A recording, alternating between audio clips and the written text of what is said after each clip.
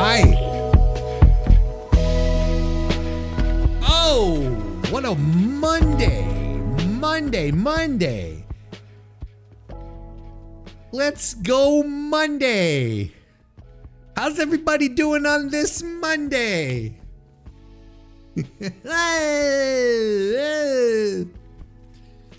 I'm Warren Hayes.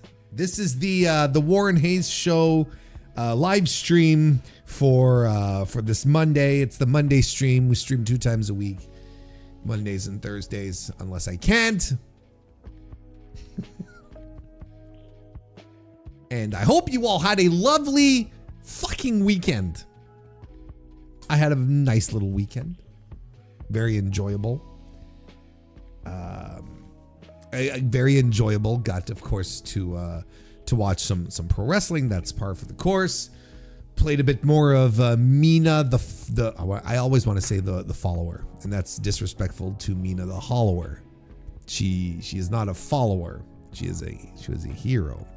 So I've played a little more of that. Went to the dog park. Did a whole bunch of stuff. It was just lovely. Sunday was actually kind of cool. A little rainy. Wasn't exactly the best day. Had a pal deliver unto me a brand new range, like an oven, a stove. The whole 9 yards. A range. Do people still call that? Do we still call them ranges? You know, this is still a range, a cooking range.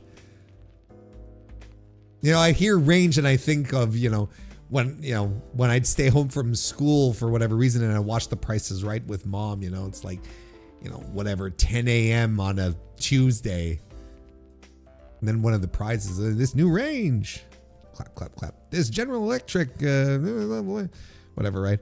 And so that's kind of like what I'm that's kind of anyway, that's what I got. So because a friend of mine, actually it's his mother that was getting rid of hers and was old.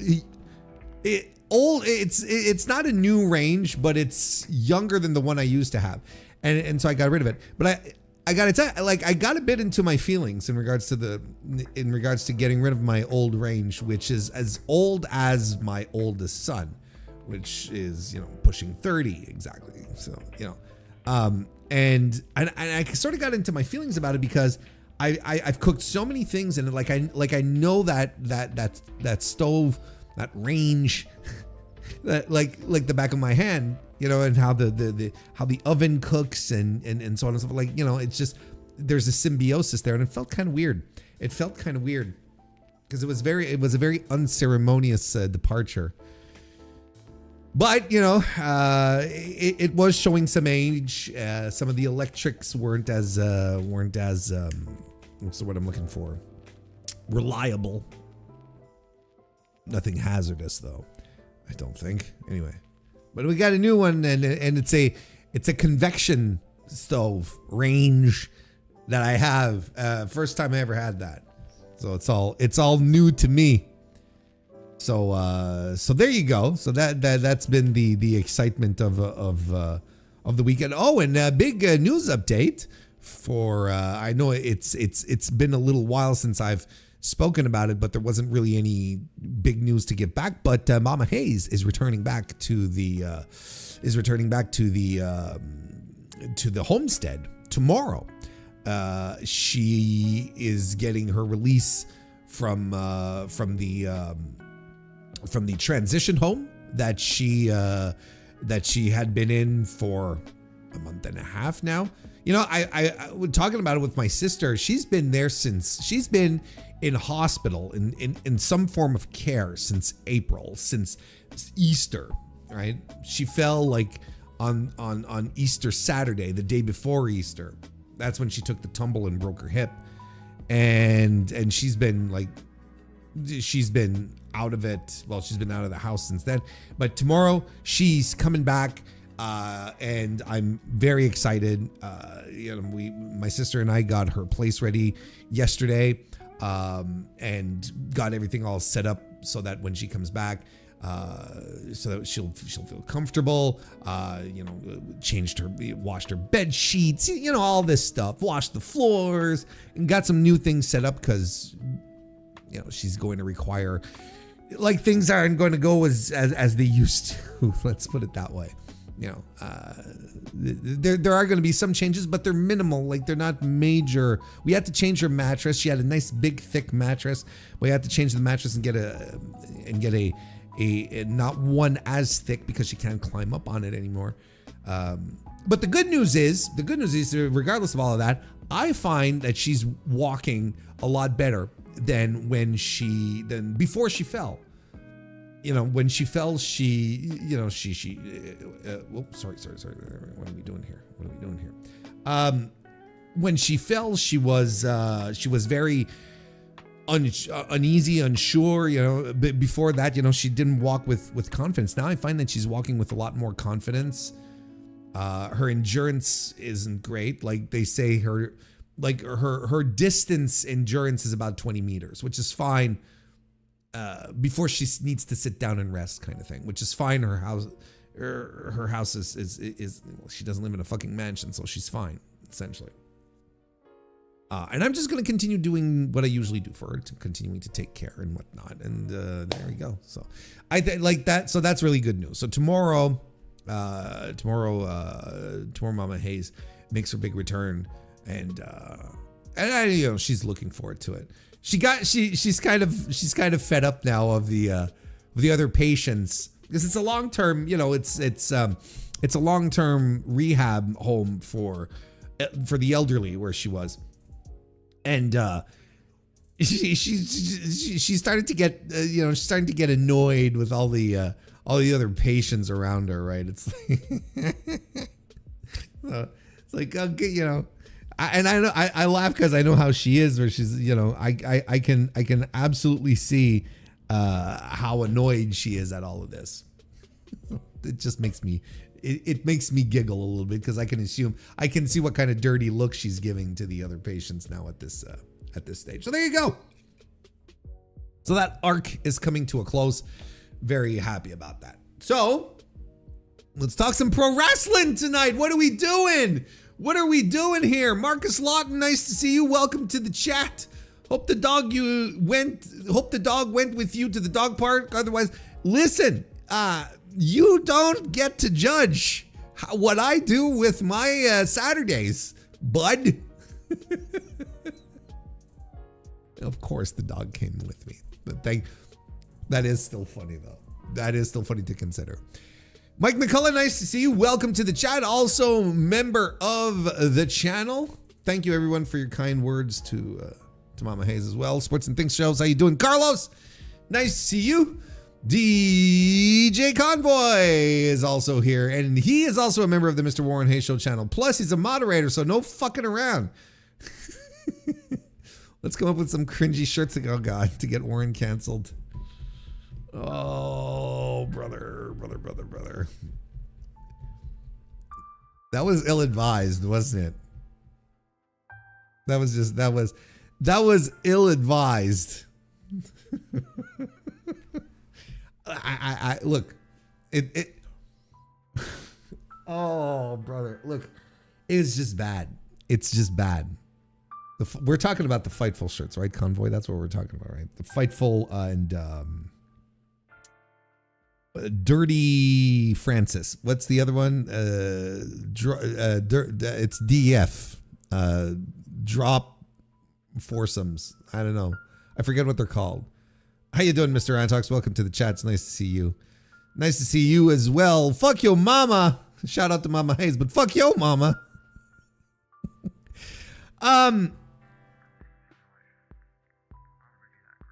Yeah, look, the Fightful Dirty Finish. Thank you. Fightful decided to do a collaboration. You know what they say about the path to hell. The path to hell, right? It's always paved with good intentions. And the good intention here was to collab with a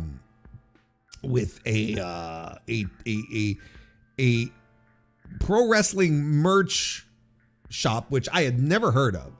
I've never heard of Dirty Finish. And their idea was to put out 2 shirts, one to support the Trevor Project, and the other one to raise funds for Jeff Cannonball. And it turns out like the Dirty Finish people, from what I understand, they like to do like innuendo heavy, sexual innuendo heavy, white text on black t-shirt style tees, but with wrestling connotations, right? Like one of them, which I actually think is pretty funny. It's a shirt I would never wear, but nonetheless I thought was pretty funny, is I slap my knee when I take back shots. And I'm like, that's funny, right? I mean, that I think is funny. I would never wear it again. Like, I can't stress this enough. It's, I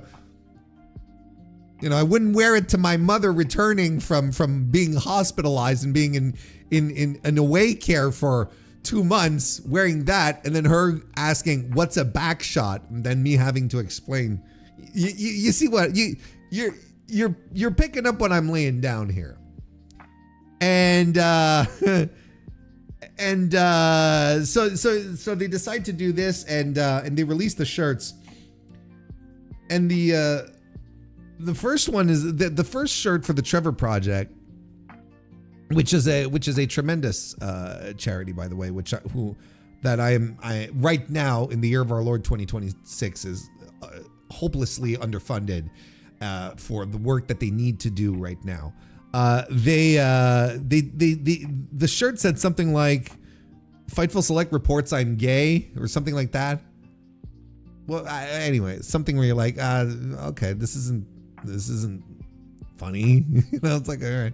But the other one was kind of the other one was kind of worse, because it was a full-on sexual assault joke, and they something about being felt up, with my hand going up your thigh in a locker room, and no one believes me. I'm like, oh my God.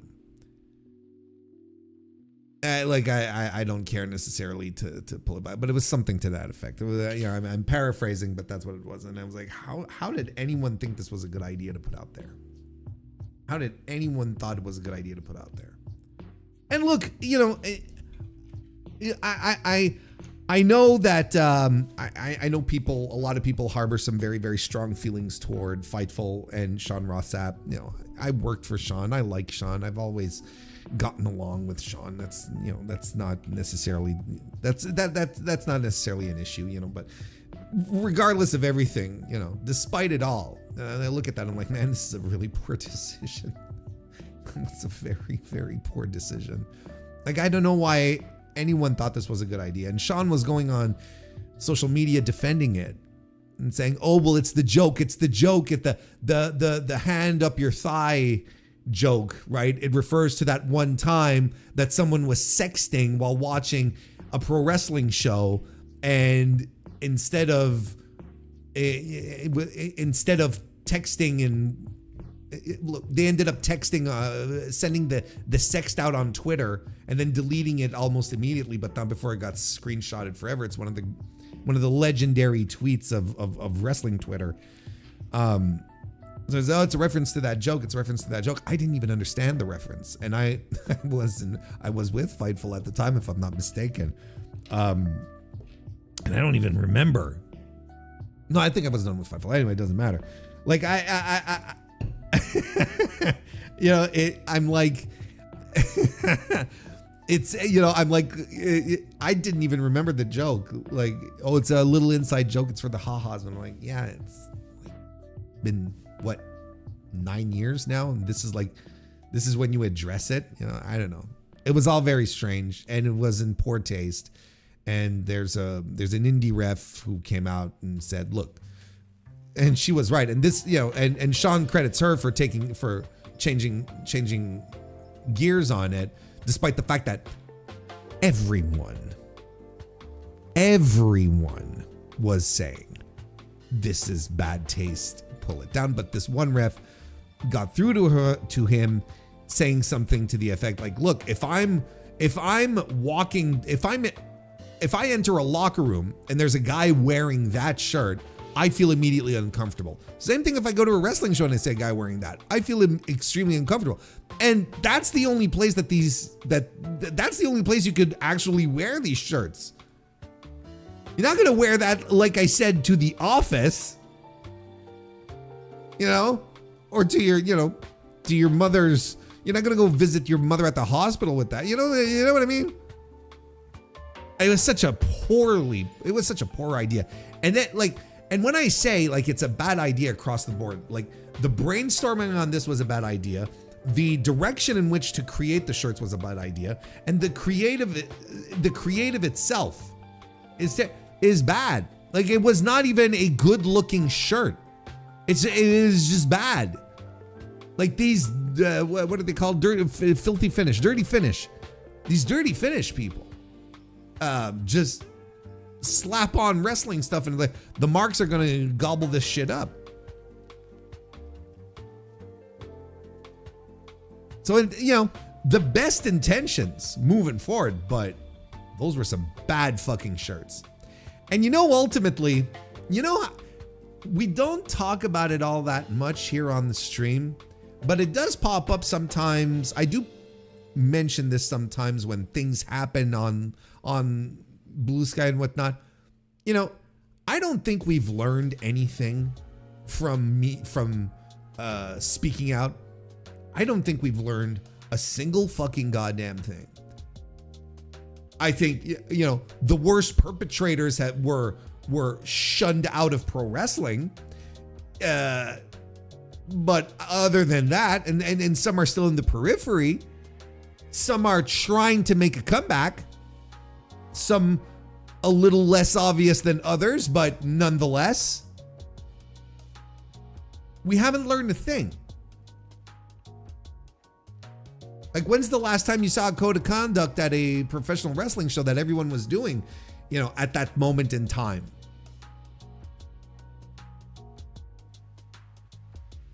Do women feel safer in locker rooms now moving forward? When they walk into a locker room and they see shirts about, and they see dirty finish t-shirts around with all the innuendo that's being used in there. Is that something that, I don't know. I'm just saying, has the environment really changed? Has the environment really changed? I don't know.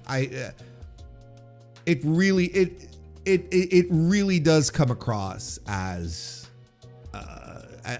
though we've completely missed the point of speaking out. It's just there are no more allegations. There's no more news. So we're all just moving on now. Anyway. There's a lot of stuff. Yeah. Pro wrestling. Look, pro wrestling will always get in its own way, if you ask me. Anyway. Hey, Patrick, nice to see you. Welcome to the chat.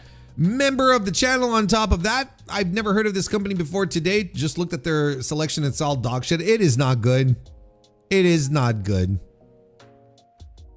It's a gag t-shirt company, you get Adam Priest wearing the Backshots t-shirt, which I legitimately think is probably,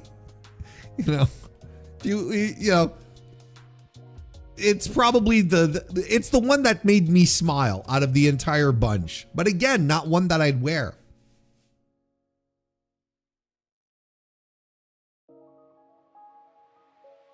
Pedro the Fifth, nice to see you. Welcome to the chat. And yes, I agree. The Trevor Project is a wonderful charity. Anyway, look, it's exactly. It's like a Spencer's gift shirt. Yeah, that's what it is. It's a gag shirt. You buy it once, and you never wear it again. It's like you remember? What? Fuck. What? what did Dana Warrior say? Dana Warrior, the Dark Side of the Ring people, right? When the Dark Side of the Ring people did the episode on Ultimate Warrior, right? Oh yeah, Dana Warrior, took to social media or whatever. She put out a comment or whatever, and she called the episode "Smut and Filth," right? Because she was completely overtaken by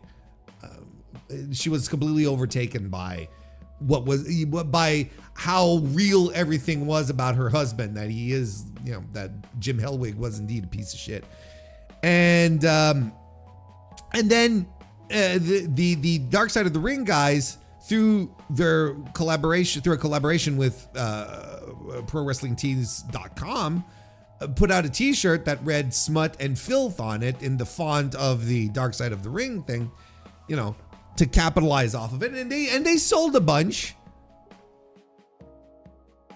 But then it's like, where do you wear this?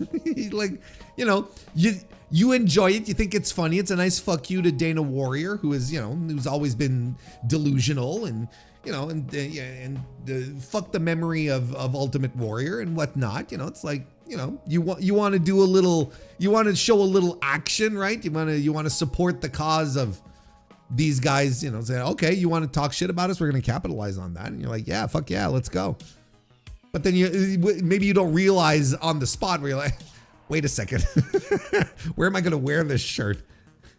A Smut and Filth shirt. It's the same. It's the same type of idea. Anyway, not a great day for Fightful and filthy, dirty finish. Excuse me. I want to say filthy finish, which has more alliteration and is more fun to say. But I understand what dirty finish means. So I understand why anyway, it doesn't matter. BJ Dixon, nice to see you. Welcome to the chat. Warrior was much like Hogan with the mentality of gotta live the gimmick, brother. I don't even think I know what you're saying, but like in his brain, it wasn't even a gimmick. Like he wasn't like, oh, I gotta live the gimmick. He's like, no, this is me. This is legitimately me. I am a superhero that combines all the powers of all the gods and the ancient ones, or whatever the fuck, whatever delusion he was on. Anyway, if I ever decide to make t-shirts, chat, stop me. I've tried it years ago with another company, like one of these print-on-demand outfits, and I tried, and then at some point I'm like, this is what, like, legitimately, like, you're trying stuff out because you see everyone do it, and you're like, oh, I could do a design or two. And then it dawns on me, and I'm like, who the fuck wants a Warren Hayes t-shirt? Like, who wants that? Like, legitimately, and I'm not trying to meme here or have you go, oh, take one more. No. Like I legitimately had the moment of realization after doing this, like, who the fuck cares? Who wants this? Like, I was friends with podcasters, and they, back in the day, who are no longer around, and they made t-shirts, and I bought the t-shirts, but I'm like, I'm supporting my guys. They're putting out merch. I'm buying the merch. I'm like, I get the merch and I'm like, where am I wearing this? What am I doing with this? Like, what am I going to do with it? Why do, So then I put myself in the position of someone who is not a podcaster, who is not buying this to support their friends and allies. And they're like, a viewer, a watcher. Why would you wear a Warren Hayes t-shirt? Why would you want that? It doesn't make sense to me. It doesn't make sense to me. Anyway. Yeah, he was legitimately insane. Ultimate Warrior was. Anyway. It's time to start talking about pro wrestling. This is what we're doing here tonight. We're going to be talking about some pro wrestling. Look, I'm not going to lie. Okay? We're going to talk a lot about New Japan tonight because there's a lot of New Japan news. There might be some AEW crossover if you see where I'm going with this. If you've been around if you've been up and down the internet today, there legitimately was two topics. There was legitimately two topics today on wrestling Twitter. Wrestling on online Twitter. Fuck, I can't speak. I can't talk. That's it. The stroke has finally hit, fellas. For the next 90 minutes, I'm just going to sit here and drool while my face droops. There were two topics out there in wrestling discourse on Twitter, on Blue Sky, in other hangouts that I'm, two topics. You had the T-shirt, and you had Yota Tsuji and Will Ospreay. Those were the two big topics. So, so just to say, there will be some crossover with there will be some crossover with All Elite Wrestling tonight, but quite frankly, this is going to be a mostly New Japan show, because there's a lot of news that came out of this weekend, because I watched the New Japan Dominion in Osaka-jo Hall show this weekend, and I also reviewed it, which is available right now. If you are a member of the Mr. Warren Hayes Show channel, you hit the little join button, you become a member, and and then you get early access to all of the stuff I pre-record. So this is stuff that's destined to be part of the podcast later in the week. But if you're part of the elite class, if you're not a smelly plebeian, you're already a member of the Mr. Warren Hayes Show channel, and you've already got the opportunity to listen to my Dominion review. Now, anyone can rise out of their station and no longer be a smelly plebeian immediately by becoming a member of the channel. So you just have to hit the join button, and then you rise to the level where we all sit around in our really expensive Nike sneakers eating caviar. That's technically what we do here when we in the membership area. so there you go. So you can do that, and it shows a little support and whatnot, and it's it's fun and it's nice, and that's it. So there you go. So no, but listen. It's available right now. It'll be available for everyone else later this week. The Dominion review. So there's a lot of stuff that came out of that. So, and it's available and it's ready and it's it's good to go. So voila. Whee! The rest of the week is going to go as usual. We're going to have the Mr. Warren Hayes Show that's going to be out on Wednesday. There's going to be the AEW Dynamite review that's going to be out on Thursday, as again it is want of me to do. So we're gonna keep that train going, and another stream on Thursday night. Nice little setup here we've got going. I'm very excited, and I hope you're excited too. If this is your first time here, consider becoming a subscriber. And if it's your first time here, or even if you're a regular, if you're here right now, please go right ahead. Leave a like on this stream. Look, I'm going to give you all the time you need to put a like on this on this stream, because we're just going to cut to our boy Jacques here, who's into it. How you doing, everybody? He's always into it. Is there ever a time he's not into it? I'm a nunchuck master.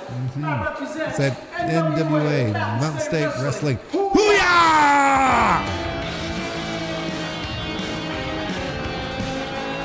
A Hoo-yah t-shirt would go hard though. Like with a silhouette of Jacques, where you see the nunchuck flying.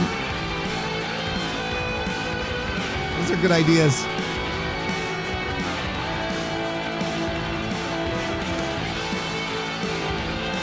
The Tsuji Ospreay takes were all dog shit. Except for mine. Per usual, mine will be absolutely excellent. Hey, you know what? Just because I'm seeing this in my recommendeds, the Tim Robinson, the sketch that's right there, right? The thumbnail that's right there, where he's a territory wrestler, he's a territory wrestler cutting like a promo about how he's going to beat a guy who never beats a guy. Like that's the bit. Have you ever seen that bit? I never realized until very fucking recently, that Tim Robinson is actually parodying Jumpin' Jim Farmer, who is renowned in pro wrestling for cutting the absolute most dog shit promo of ever. Jeff Farmer, I think I said Jim. I never realized that. But it happened like a couple of weeks ago. I'm like, wait a second, he's doing Jumping Jeff Farmer. And I don't know why it didn't click, because he starts off just like Jumpin' Jeff Farmer does. We go, yep. You know, it's tremendous. Here, look, since we're talking about it. Well, we obviously can't listen to it all because I'm going to get bounced off the internet. You're watching. But I knew Tim Robinson was a wrestling fan. Like I know he loves pro wrestling. Tampa Bay Wrestling Association. But what I wasn't expecting, like, you know, I didn't expect his knowledge necessarily to go that deep. Hi there, Tampa wrestling fans. Because Jeff Farmer lore is not necessarily like mainstream pro wrestling lore. It's not like, you know, knowing about Paul Bearer, who was the manager of The Undertaker. It's nothing like that, right? I'm Rusty Vickers, and tonight we have an exciting matchup. I'm here with Fighting Jake Fletcher. Fighting Jake Fletcher. Why did I not figure this out? It's really something that in retrospect, I'm like, I am a complete and utter buffoon to have not figured this out. He's doing the territory gimmick. You know, he's doing the NW. He's got the blue and yellow of the NWA. Like, I don't know how I didn't figure this out. Sure, Jake. Tonight is your rematch with Dump Truck Wallace. The last time. I always kind of thought he sort of looked like Dave Meltzer, but you know, it's obviously not. But there's like, I'm not saying he looks exactly like Dave, but there's a very Dave-esque quality to the dump truck here. Time you were in the ring together, it was nasty, and he came out on top. Yep.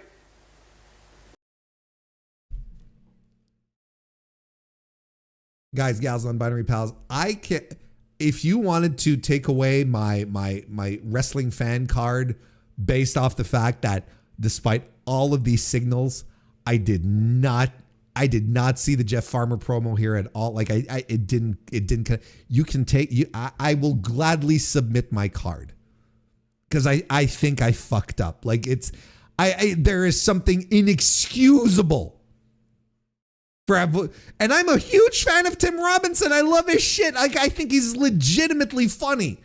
I love everything he does. And now I watch this and I'm like, nah, yeah. How did it? He's even got the nice little silvery coat. I swear I'm a moron.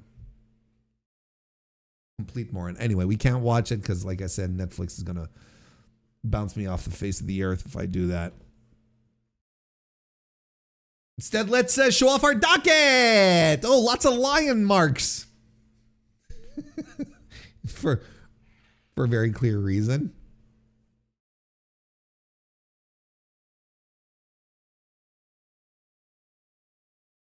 You weren't mad about my take? Well, hang on, you're gonna get the full unedited version.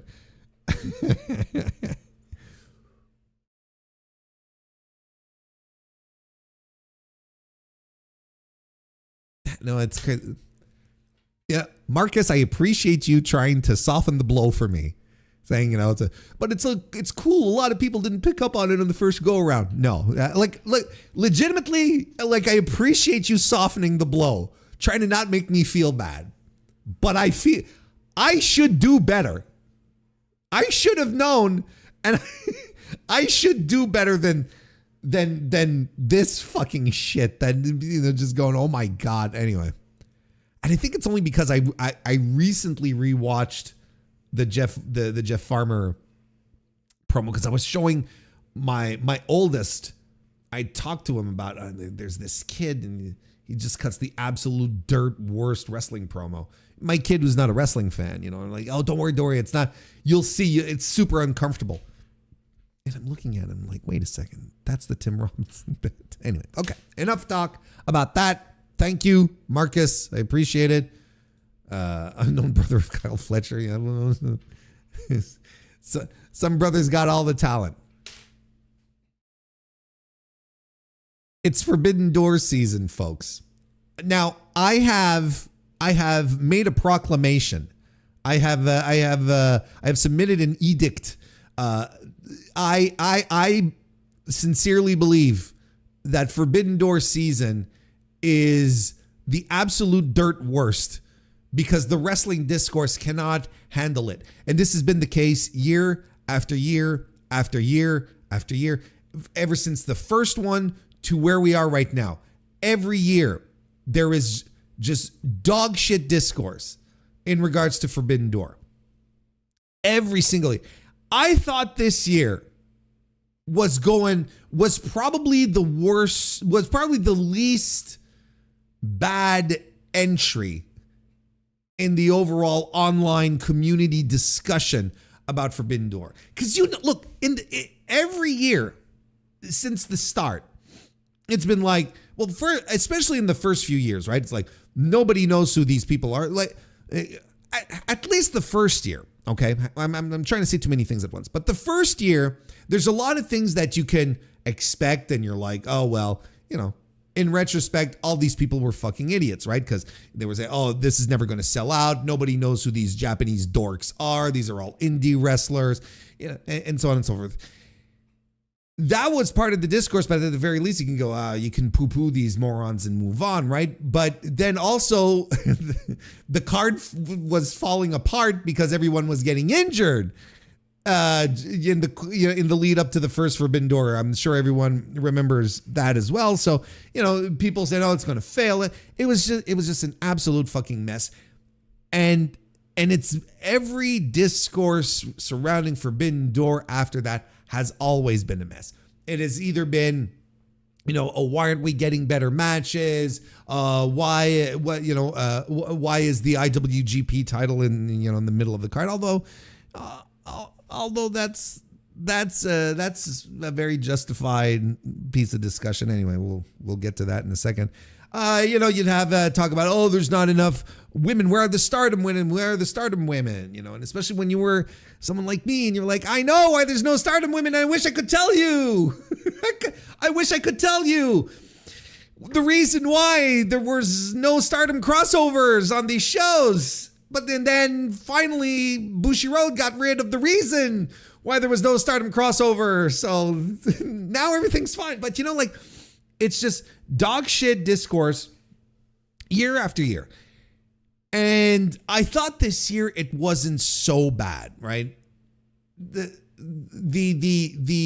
main discourse that happened mostly last year that sort of continues this year is, well, it doesn't feel like a Forbidden Door show anymore, right? Because especially after last year where it was mostly AEW guys who were there wrestling, and whatnot.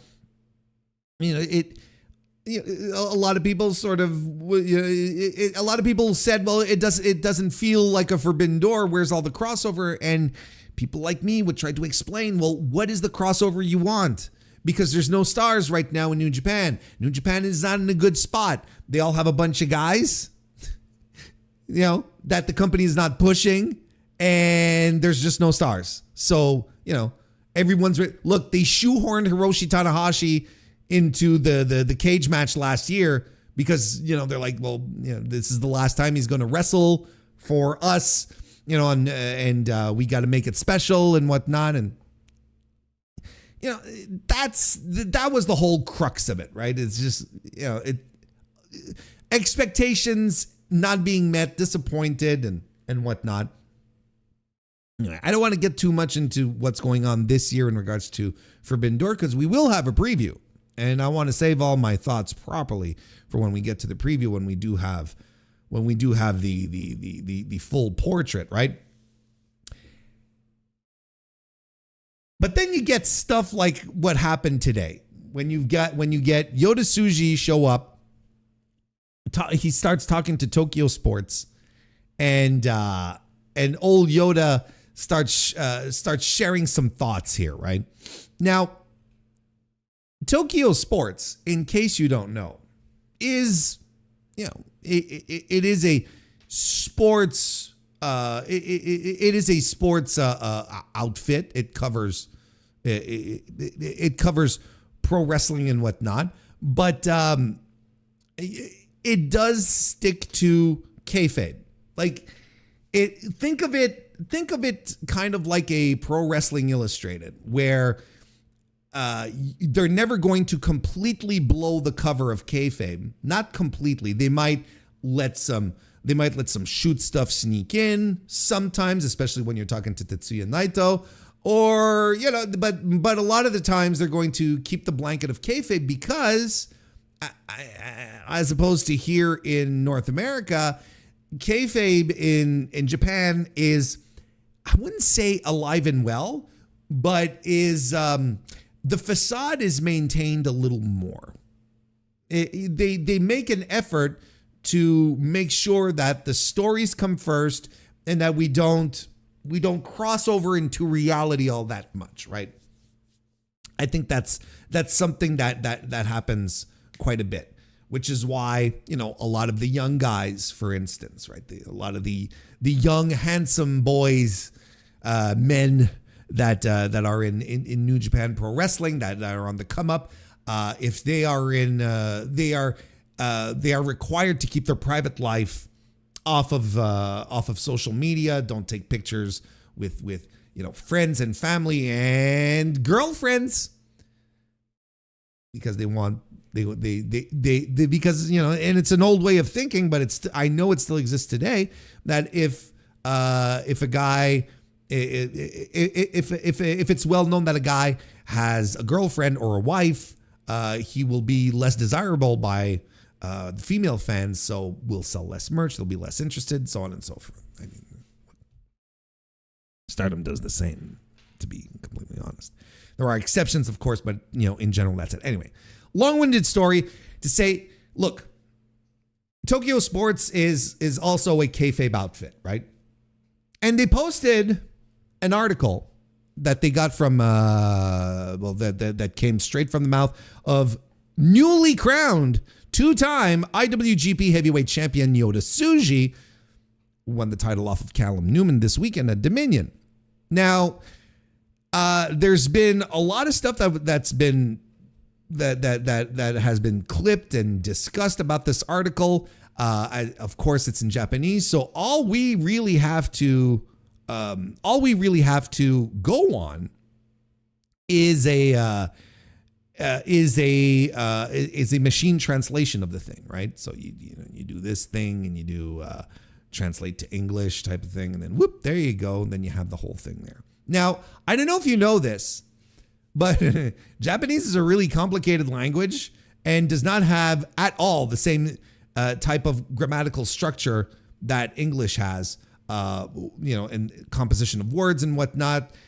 There's levels to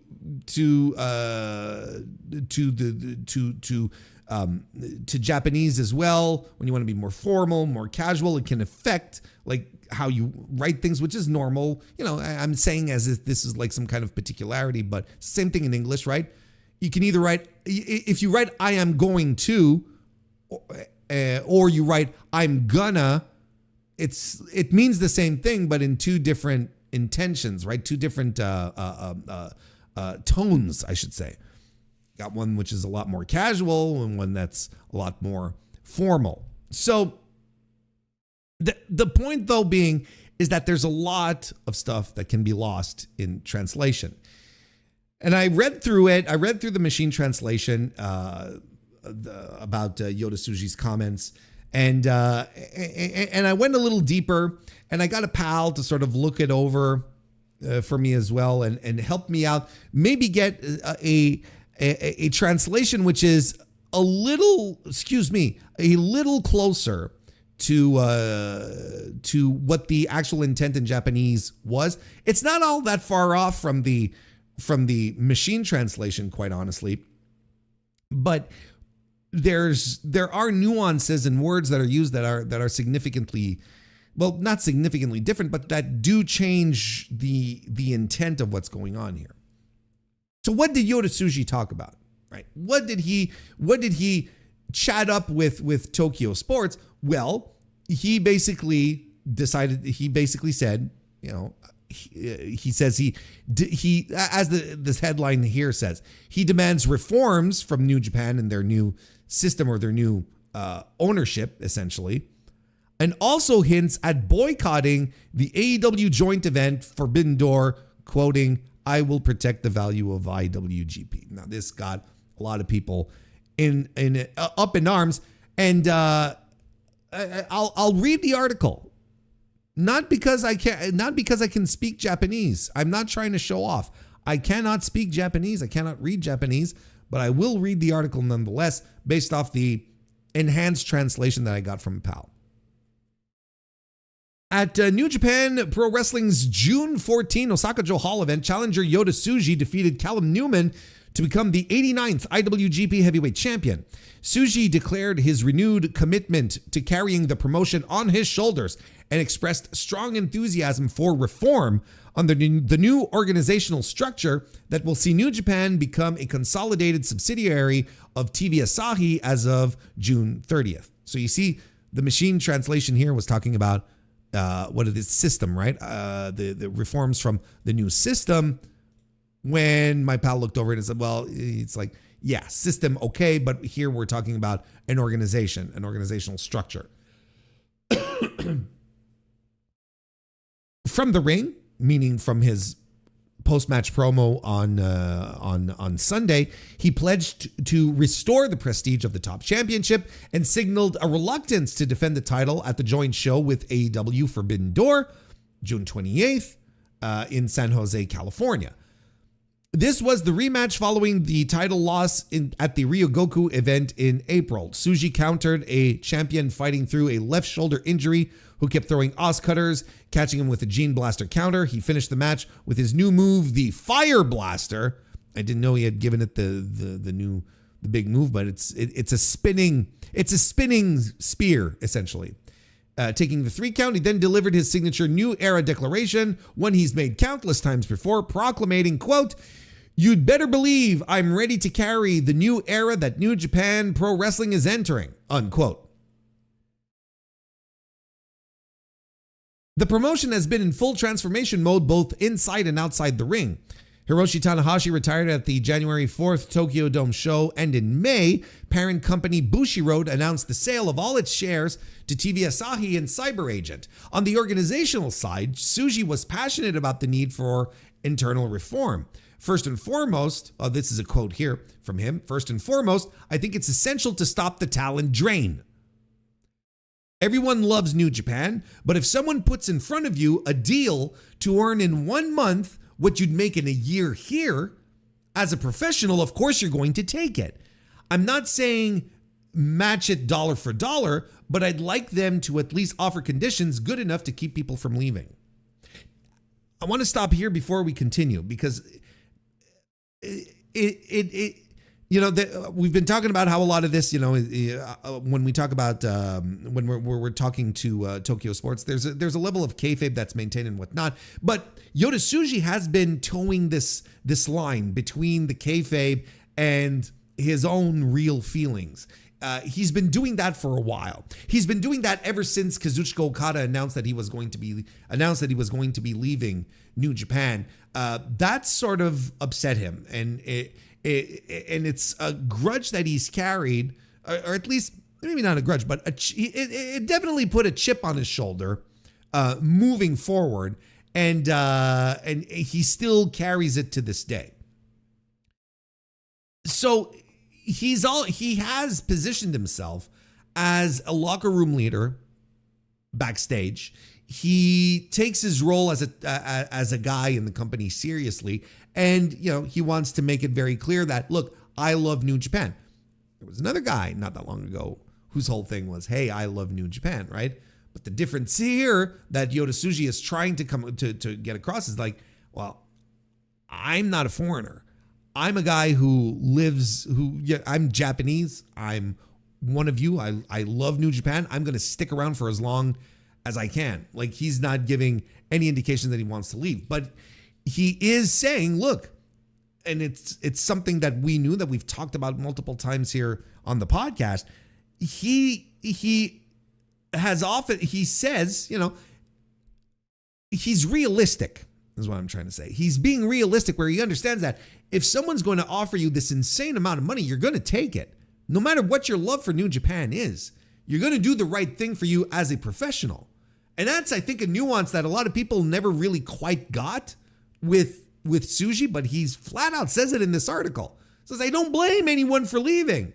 He says, if anything, I blame the company who, could make it so that, even if they can't match the contract dollar for dollar, well, they could make things a little nicer for us. They could throw in a couple of extras, throw us a bone or two, just sweeten the pot here to give us a reason to at least say, you know what, my heart is here. Japan is my home. I'm going to stay here even though I'm making X less money. I'm making this much more. I've gained this much more, which is something that it seems from what he's saying, Bushiroad was reluctant to do. I mean, they look at the situation with Tetsuya Naito, right? Essentially, Tetsuya Naito, what he needed was time off. But Bushiroad was like, no, we're not going to pay you to take some time off, which makes sense from a business point of view. But this is also Tetsuya Naito, who is also one of your company's biggest stars. And you're like, no, okay, we're not going to entertain this, and thank you, goodbye, type of thing, right? So, of course, this nuance here that Tsuji is bringing is not that he's saying, I hate everyone who goes to the other company. I hate the other company for all the money they keep throwing at our stars here. What he's saying is, I understand why you take the money. I just wish our company did more to keep our guys. And folks, that is a legitimate criticism. And that makes a lot of sense. And it is a lot more nuanced than what everyone else is reporting. Like the aggregators and the Twitter drain makers and all of that. Yota Tsuji's calling for a boycott. Well, they didn't read the fucking article. Anyway, we'll get to the boycott stuff, but he's not calling for a boycott. We got to stop being preposterous here for a second. But he continued.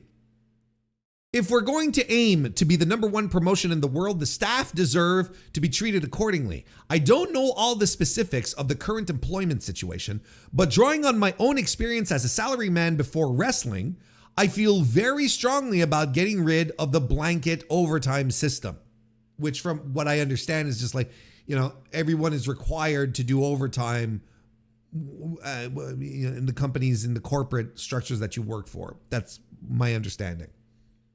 Is like, look, what he's looking for is fairness and reasons for people to stick around. And, getting rid of the blanket overtime system, is there something similar to that for New Japan? Because look, I had heard that the New Japan of America shows, one of the reasons they had difficulty getting guys to leave Japan to come wrestle on U.S. soil a couple of years ago was because was all related to money. Because apparently, and this is what I heard, consider this all as allegations, right? Rumors. Apparently, the guys coming over to do dates in America was sort of counted as part of their contract. It's like their usual dates, and they weren't paid any extra. I would assume their transportation was paid for, but they didn't make any more money coming to the States, flying, across the Pacific for, what is it, like 16 hours or something like that. And then being jet lagged to fuck and, all of that. And then going back like 2 days later, whatnot. It's the company should compensate, to a degree. Is that what he means? Is that the kind of thing that he means exists in New Japan, where in the contracts, wrestlers are expected to do more than what they're expected to do? I don't think that's necessarily fair. And I understand that it's also something that's cultural in Japan, but Tsuji, he said it himself. Look, I know it exists as a salaryman, but we are not salary men here. We should be getting rid of this overtime system. He continues, inside and outside the ring, it's a new era, so we have to go on the offensive. We wrestlers have to show people something different than what they've seen before. That said, there are things New Japan absolutely cannot afford to lose, and we have to protect those carefully. Now, he's being a little more cagey here, and I'm assuming that the Japanese translation is probably a little more precise in what exactly he's speaking of here. But I think what he's saying is that, look, we all have to step it up. The talent has to deliver, and there's talent that New Japan can't afford to lose. So New Japan has to do a few extra efforts to protect that talent here. Now, in the first concrete step in that pledge, Tsuji hinted at what amounts to a forbidden door boycott. This is the quote that got everyone up in arms. This is the thing, right? Starting to talk about the article says what amounts to a forbidden door boycott, but he didn't use the term boycott. He didn't talk about boycotting. It's the author who's like, well, it amounts to this. Here's the quote. Look back at the history.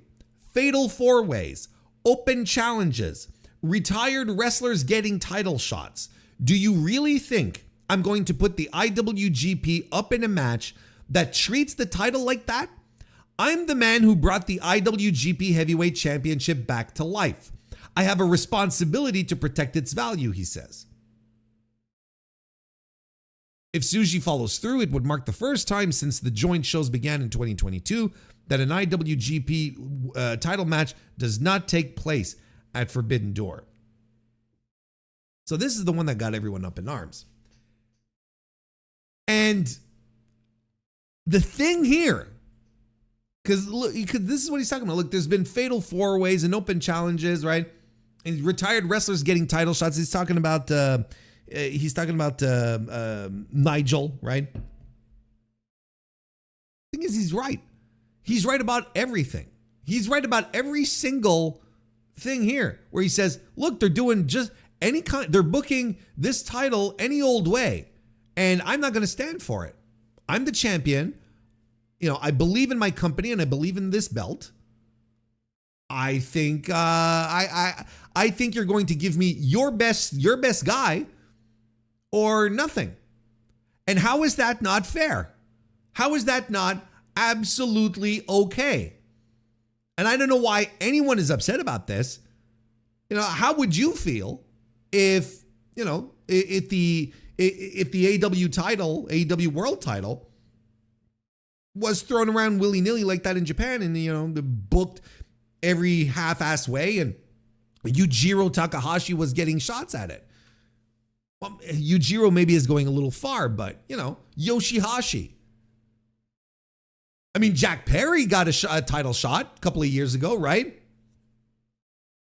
Out of nowhere. And I mean, Nigel, look, I enjoy 2026 Nigel as much as the other guy. But Nigel should not be competing for world titles regardless. He's not even competing for world titles in AEW or even in Ring of Honor. So what are we doing? I agree. I agree with everything Yota Tsuji said. And good for him. Because what he's saying is this type of bullshit devalues our title. And guess what?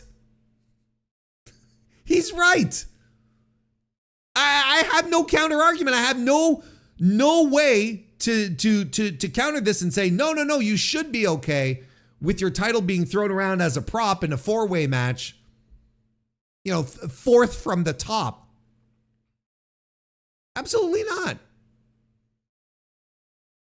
I think essentially what he's saying is that the old regime didn't necessarily hold the title in high regard, but he does, and he will, because he loves New Japan and so on and so forth. I mean, it's not the first time. that he talks about defending titles and whatnot. In fact, I'm even surprised. Excuse me. I'm even surprised that he even accepted, that he entertains the idea of the title being defended in AEW, because should you recall this January when he won the IWGP Heavyweight Championship, or at least when he brought it back, and won and already had the global title, right? He had flat out said, "Look, you want me to go around internationally and defend a title? I'm going to defend the global title. That's what I'm going to do. That's the traveling title. That's the one that we go and defend, internationally in other promotions. But you want this title here, the big gold, the V12, what are we at? The V12. Anyway, you want the heavyweight title? You come to me. You come to my house. I get home court advantage. You come to me to challenge for this title. I don't go to you. And again, I don't have any issues with this. It makes perfect sense. Why would the top title be a traveling title being defended willy-nilly everywhere? Just like I don't have a problem with AEW, we saw it with MJF recently, where the world title would run around on the indies. MJF would go defend it here and there and everywhere, and I think that's cool because it's, in the context, it's bringing attention to the indie circuit, trying to elevate the indie. So I'm not close to the other idea, but what I'm saying though is that if Yota Tsuji's position is fuck no, we're not defending my title on your terms. We're defending it on mine. I don't see how anyone can have a problem with that. I don't see how anyone can have a problem with that. But you know who has a problem with that? AEW fans. AEW fans took massive offense to this. I saw so many people upset that he's saying this. Of course, they're all reading the mistranslation, the machine translation. You've got the aggregators saying that Yota Tsuji called for a boycott, which he did not do. Folks, I just read the whole fucking thing for you. He didn't say, I'm going to boycott or we should all boycott. It's the guy or the gal who wrote the article says what amounts to a Forbidden Door boycott. And what is the boycott? What is it? Is that he's basically saying, look, if you're not going to treat my championship, the biggest prize in our land, as something special, I'm not going to come defend it. I'm not defending it against Jay Lethal. And he's right. He's absolutely right. Why would he defend it with? But then you can flip this around. Who the fuck is Yota Tsuji for the non-Japanese wrestling viewers, right? He's slowly becoming a name, but he's not a name yet. So instead of just shoehorning him on the card, we're going to wait a couple of years until he's a really big established name. And then we'll start feeding him some really big guys. We'll have him come over and he'll headline the Forbidden Door with, fucking Swerve Strickland or Kenny Omega. Who cares, right? Or finally get the match with Okada, which would be awesome. So honestly, folks, I have no issues with this. And the thing here, like I said, the fans got really upset, unreasonably upset. I saw people calling Yota Tsuji a xenophobe because he didn't want to leave his country and I'm like, holy fuck. Like, I'm like, the old work's the new work, folks. People are getting worked. Like, I'm convinced, look, as much as I'm convinced that there is a part of what he's saying here which has a nugget of truth, or it maybe more than a nugget, a foundation of truth, because he has been talking about this and, you know, the relationship with AEW and whatnot, and he's kind of feuding with AEW on a professional level. He says, nonetheless, you know, all this stuff, and he cuts interviews about this. He's working. And this is what so many wrestling fans do not understand, is that whenever a wrestler has a microphone, they are working. Regardless of where the microphone is, they are working all the time. Even if it's an interview with Tokyo Sports or a podcast appearance with Adam Friedland, it's all work. Not necessarily saying that they're in character, and that's not necessarily it. You have to expand what you understand what a work is, because a work can go outside of just character work. It could be just things and nuggets that they're planting that they know will be useful for the future, that they know they can come back to, or that they can capitalize on here. AEW fans, man, they lost their minds because this guy here, imagine that, is working for his home audience. A home audience that has clearly said, we are tired of the relationship with AEW. We feel that we are not equals. Whether you agree with that or not is another point of discussion. But the New Japan fan base does indeed feel that way. This guy's no fucking moron. He's going to use this to his advantage. I'm the top guy. I'm a babyface. I'm going to restore honor to the title. I'm going to make sure that it's respected. AEW can't jerk me around. He's pandering to his audience. He's playing to his audience. And I've seen people say, listen, all sorts of stuff where I compared people's reactions to when Gabe Kidd shits on New Japan, like he did this weekend. Everyone's going, bravo, masterful angle, well done. And then Yota Tsuji here, not even shitting on the company, just making a case as to why he will defend the title under certain circumstances. And they're like, fuck this piece of xenophobic trash. It is insane. Look, AEW fans, the hardcores. We're going to have ourselves, someone's got to tell you this face to face. I care about you enough to tell you the real deal, okay? This is what friends do. We say the real things to each other. This kind of behavior that you're having in regards to Yota Tsuji and other saying this stuff and completely turning on him and being extremely vile and aggressive for no apparent reason, this is exactly the type of behavior that you condemn the WWE hardcores of doing. And no, listen, you don't want to hear it, but I don't give a shit. You're going to try and give it's different. No, it's not.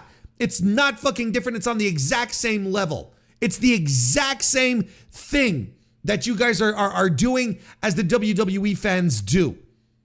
Right now, in this type of circumstance, where you're just completely blinded by your attachment to your home promotion, and then you have this one guy who gives out extremely mild criticism. It hurts your fifis because he said bad things about your favorite promotion, so you go after him.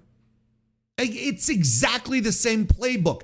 If Yota Tsuji cut the exact same interview, and instead of saying AEW said WWE, you would all be cheering. You'd be going, yes, King, let him know, let him cook. That's all you'd be doing.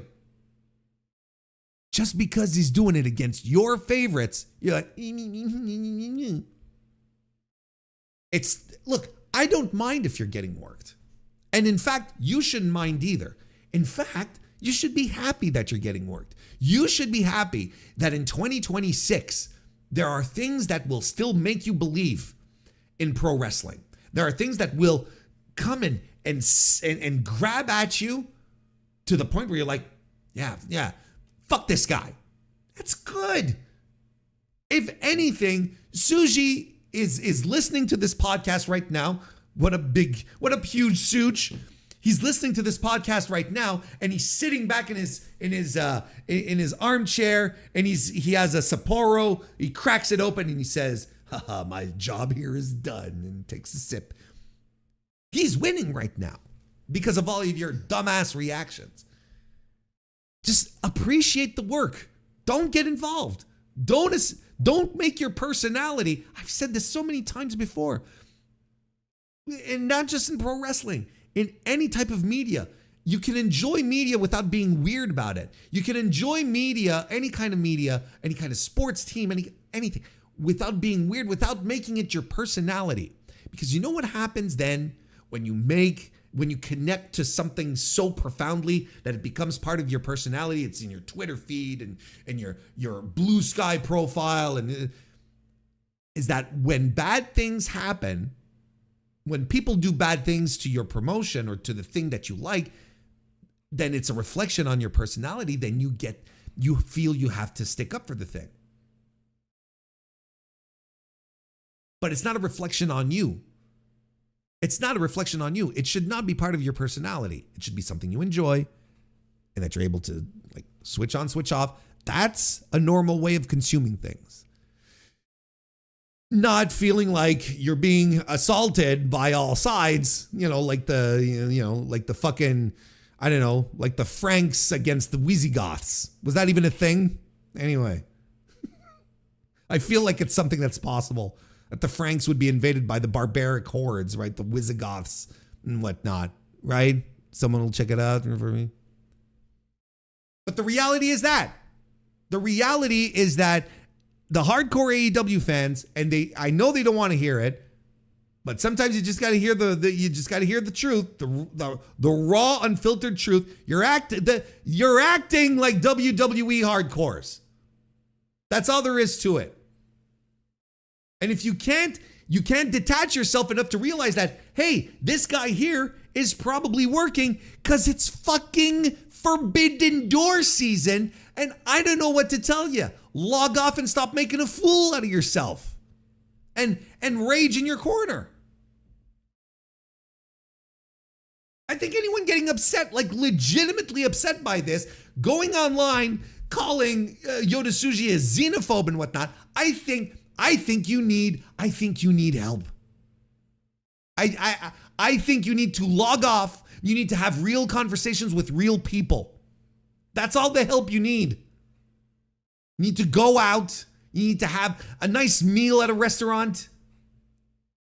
And you got to log off. You got to log the fuck off. Not saying that the Japanese can be xenophobic. It is a culture that historically has a distrust of foreigners. I'm not saying it doesn't exist. And I'm definitely not saying that Yota Tsuji is xenophobic or racist or whatever. I don't know the guy. All I can base myself on is on the comments that he made. And in no fucking way do I read the comments and say, oh yeah, this guy he's an absolute isolationist. Yeah, fuck this guy. In no way does he give that impression. Why? Because I read the article. Why do I know this? Because I read the article. I didn't take, the fucking poorly aggregated shit. The shit that aggregators already do a bad job at it. And add on top of that that they're reading machine translations that are already kind of missing the curve on certain things. You have to realize that the machine, when they translate it, there's certain words that are going to be lost there, that won't be the exact meaning that is going to be transmitted.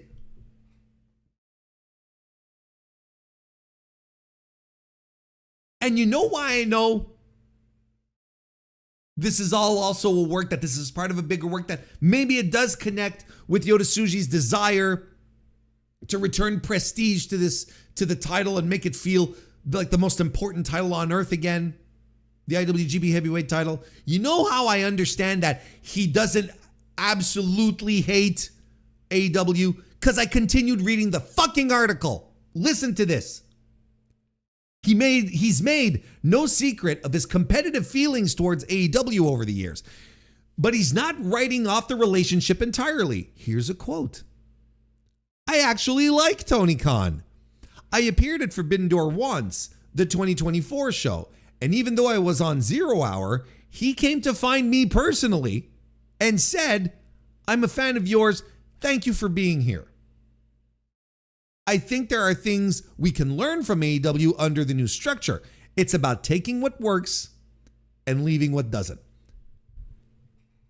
Funny how that bit didn't make it. It didn't make it to these articles, right? Why isn't the headline Yoda Tsuji likes Tony Khan? Oh, well, we know why. We know why.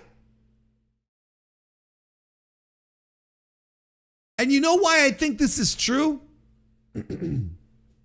I'll tell you why I think this is true. Because it's a very Tony Khan thing to do. To go over to the wrestlers, shake their hand, say thank you. I'm a fan of yours. Thank you for coming. It's a very Tony Khan thing to do. Especially since recently, who was it who had an experience in New Japan and came back and was like, man, you go there and no one comes to see you. No one from the staff comes and talks to you. You know, you hang out with the wrestlers, but no one comes and says, thank you, you did a great job. I can't remember who said that, but that's a thing that exists. So Huge Suge comes over in 2024 when he's still a scrub, when they're still trying to figure out what to do with him, they being New Japan. And Tony Khan goes to him and shakes his hand. It's like, hey, I'm a big fan. Thank you very much for coming. I have no reason to believe that is a lie. Why would he make that up?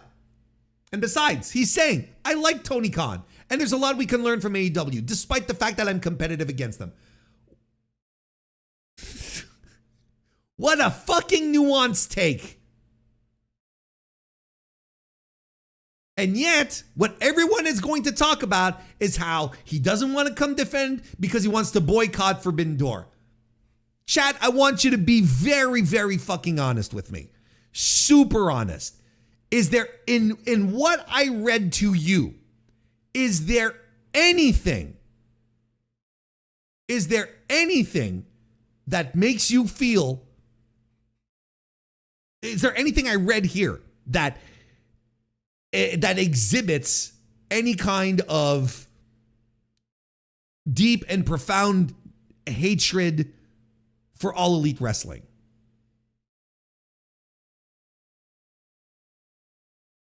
I don't know. I don't see it.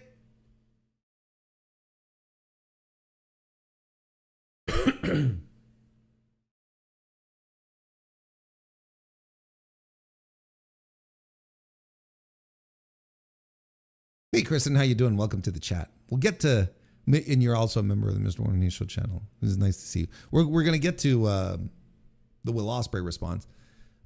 I agree to some extent, but I think fostering distrust, whatever, for the partner you rely upon to help draw is counterproductive. I see. This is an interesting point where now it becomes philosophical as opposed to just being stupid. But now it becomes philosophical, and this is where the conversation can get interesting. If you're fostering, what are you doing exactly? Are you fostering distrust? Because I get your point, and I understand. And I think, like I said, it's a philosophy at this point, and I think the philosophy that at least Yoda Tsuji is trying to do here is, well, I will be the bad guy for your show, and I don't have a problem with that. Shouldn't we have a heel? Why should it always be like, sunshine and rainbows? I'm not saying, hey, let's do an invasion angle, or, I'm not calling for Suzuki-gun to invade Pro Wrestling Noah version 2. But, the guy comes in and he's got some heat because he's talking shit against the local team. I don't have a problem with that. I don't have a problem with that. Because look, it's the same thing with Gabe Kidd. It's the same thing with Gabe Kidd right now. Who is it? Like his promo that he cut this weekend, he was straight up in the ring, mocking Hiroshi Tanahashi, calling him fatty, right? And straight up making fun of him. Shitting on New Japan, right?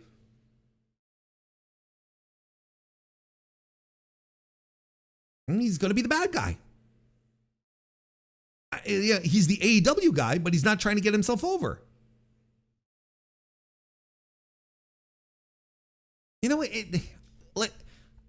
but I understand what you're saying. Like there's a fine line here as well where the partnership has to be solid, and you don't want to create a situation where things fall apart, where the aggravation, not the aggravation, but the where the heelishness actually does erode the goodwill to the point where people go, fuck these guys. If they don't want to come, don't bring them over, type of thing. And then people lose interest, right?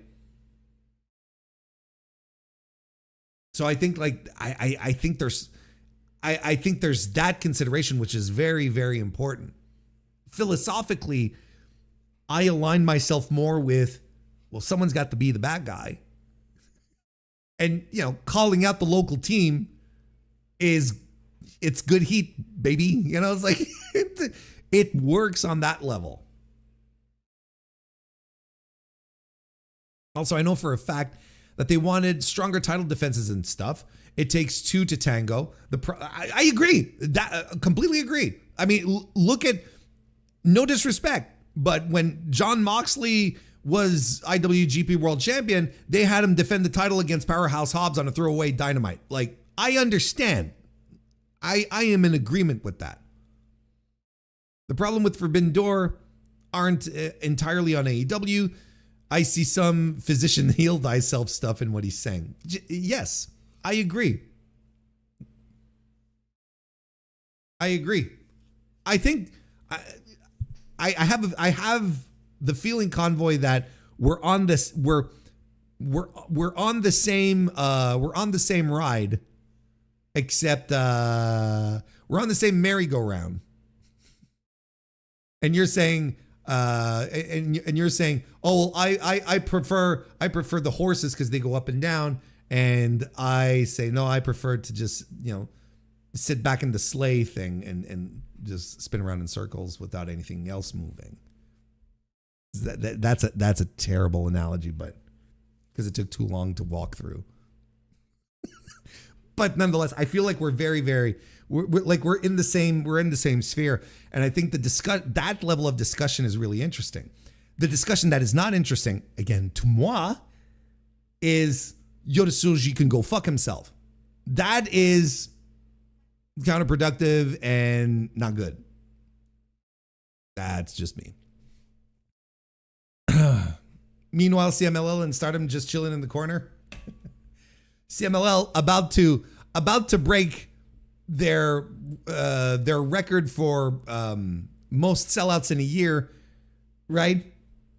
They're probably going to break it by the end of August. CMLL is doing great.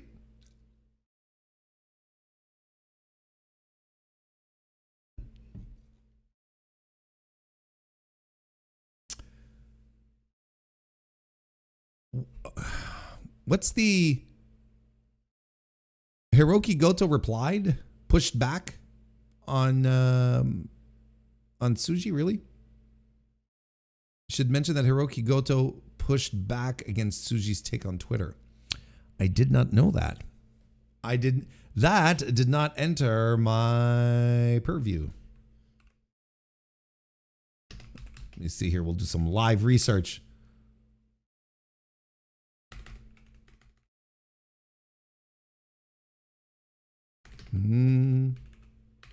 Okay. That's from a year ago. That's not good.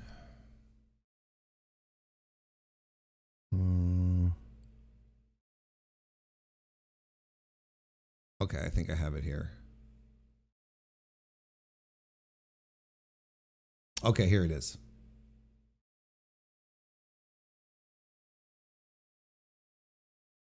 Hiroki Goto posted this on Twitter earlier today.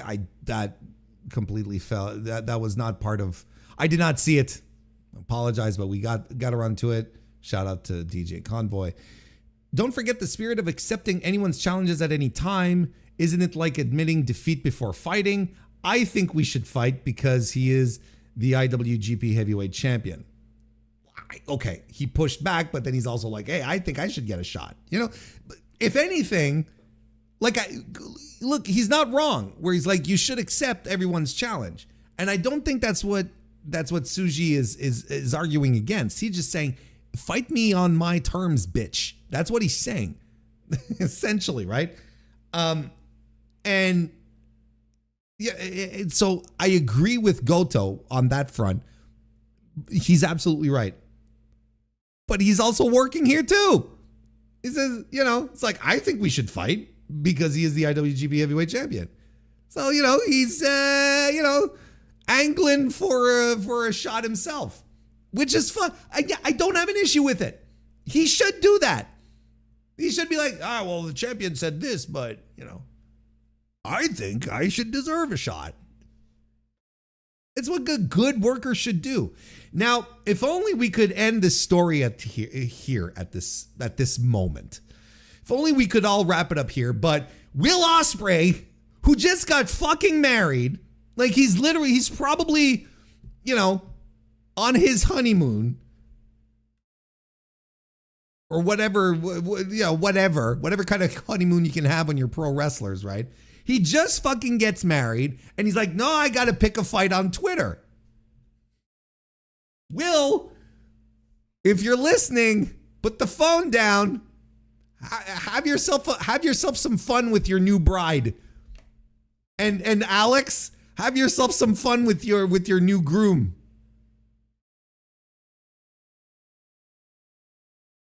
Because of course Will Ospreay had to respond.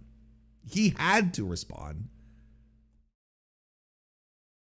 And this is what he says on Twitter. Or maybe have some pride in representing your company as the top lad. When I held any IWGP championship, I wanted to travel the world calling out the best to show them all New Japan is the better. Obviously, his home market is Japan, and he has done a great job in the top spot. To me, this screams insecure. The roster clearly isn't as driven as the guys I once was surrounded by.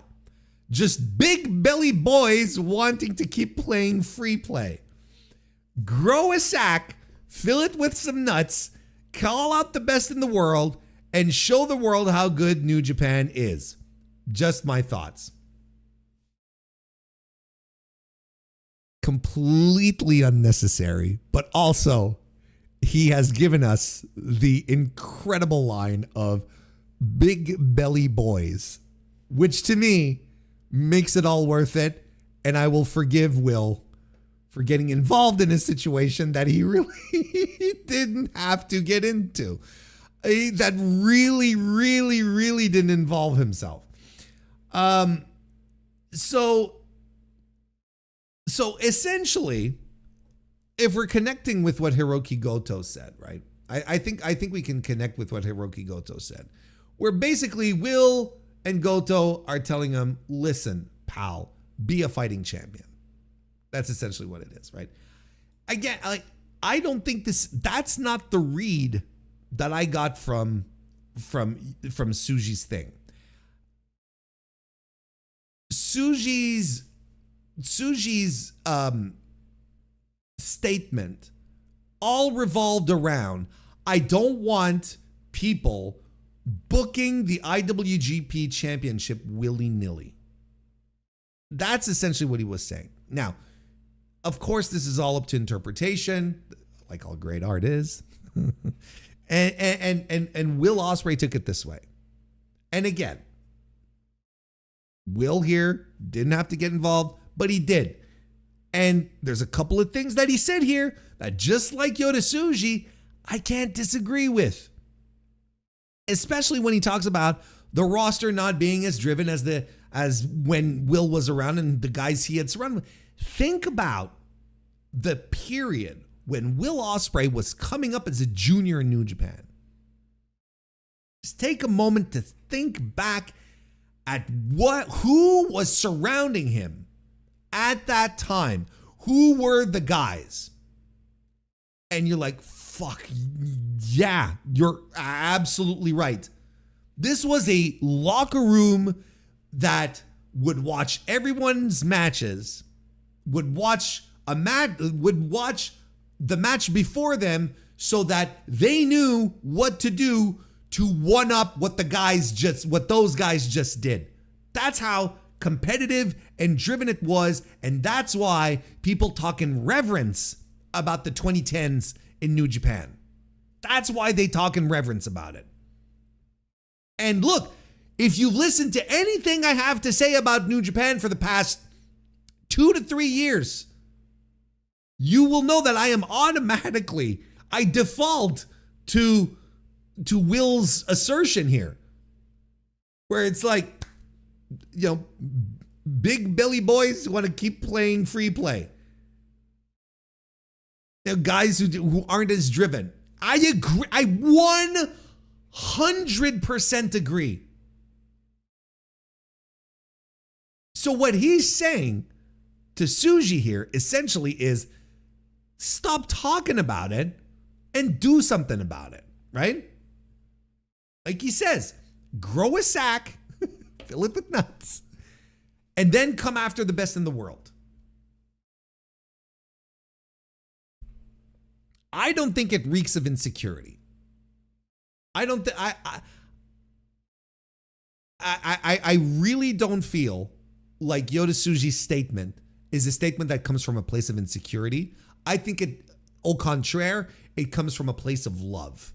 I think it comes from a place where of absolute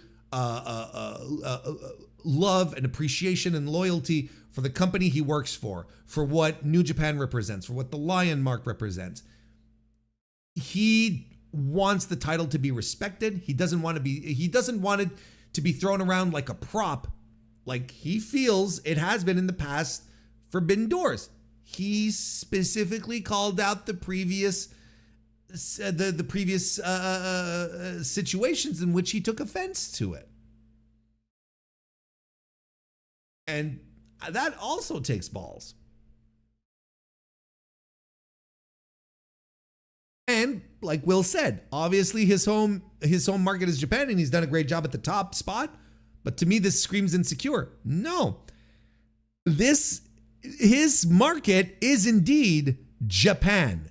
And they, being New Japan, the first thing they have to do is get more people into the buildings so that they can continue making money, so that they can stay alive. Their objective is not sending their champion to go defend it on other cards elsewhere that will not benefit their home market. That's essentially what you have to remember that. You have to remember that there are no media deals in Japan. That Japanese promotions are still very much reliant on dates. So less people show up. It's not a good thing. It's a bad thing. Now, 2026 started off tremendously, started tremendously by selling out the Tokyo Dome. But I don't think we're doing repeat business on that level on January 4th in 2027. I don't think so. But but we'll see. And then, as Chad pointed out, you beat me to the punch here. It's Forbidden Door season, you dorks. Everyone's working. Everyone is working. Now, the question you can absolutely ask yourself is, why would Will Ospreay get involved in the situation for Forbidden Door if he's working. Look, he's just throwing some fuel on this rivalry between AEW and New Japan. He can't get involved directly with Yota Tsuji for Forbidden Door. He's got his hands full for Forbidden Door. He's already booked. He's got his ticket. He's got no time to muck around with the IWGP champion from this point moving forward right up until August when they're in Wembley Stadium. He's got no time for any of this. So, obviously the question is, it's like, why exactly did he do this for? Like I said, just throwing some gas on the fire. I think that's all it is. And like Yota Tsuji, got in couple of little digs, maybe couple of little things here that are closer to the heart than an actual work. I don't think he's saying I don't think everything he said here is entirely fabricated. There's probably things that he feels very, very strongly about. But I also think he's playing along. And wouldn't it be funny? Wouldn't it be funny as hell if Yota Tsuji shows up at Forbidden Door and he gets booed because people hate him because he hates AEW and he's such a cocky asshole? Wouldn't that be funny? I think it'd be funny.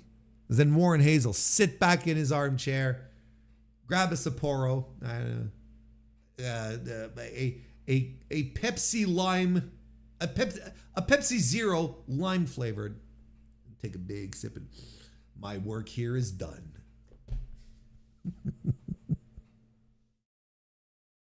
That's look, I wouldn't be surprised if that happens. And the argument was like, well, he's a babyface in Japan. It's like, yeah, local heels. Jesus Christ. There is such a thing as the local heels thing. Even AEW did that for a while. You'd have the local baby faces, local heels and whatnot. It doesn't fucking matter. My God.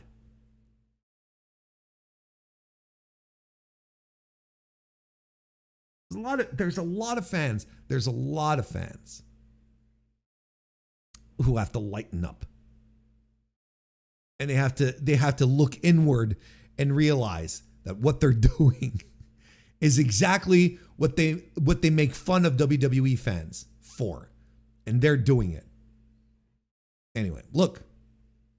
It's a whole big thing.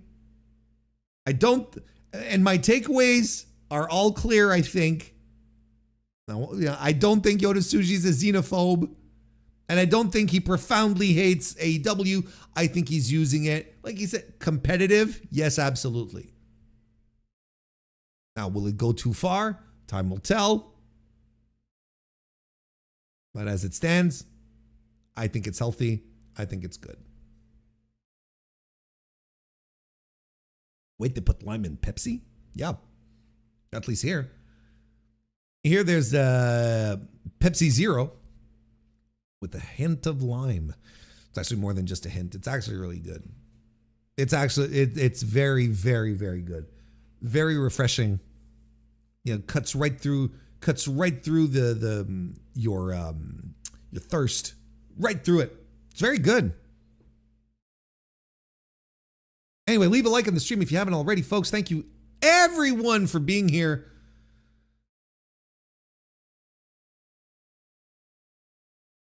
So Ospreay is working double time at Forbidden Door. No, he's not. That would make no sense.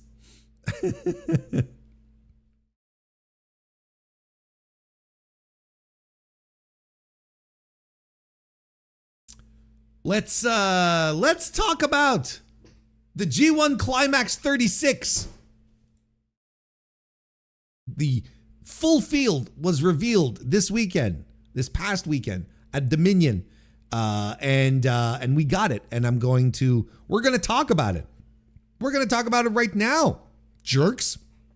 That was harsh. You're not jerks. This is the composition here. For those of you with the benefit of video, you've got the full field right here.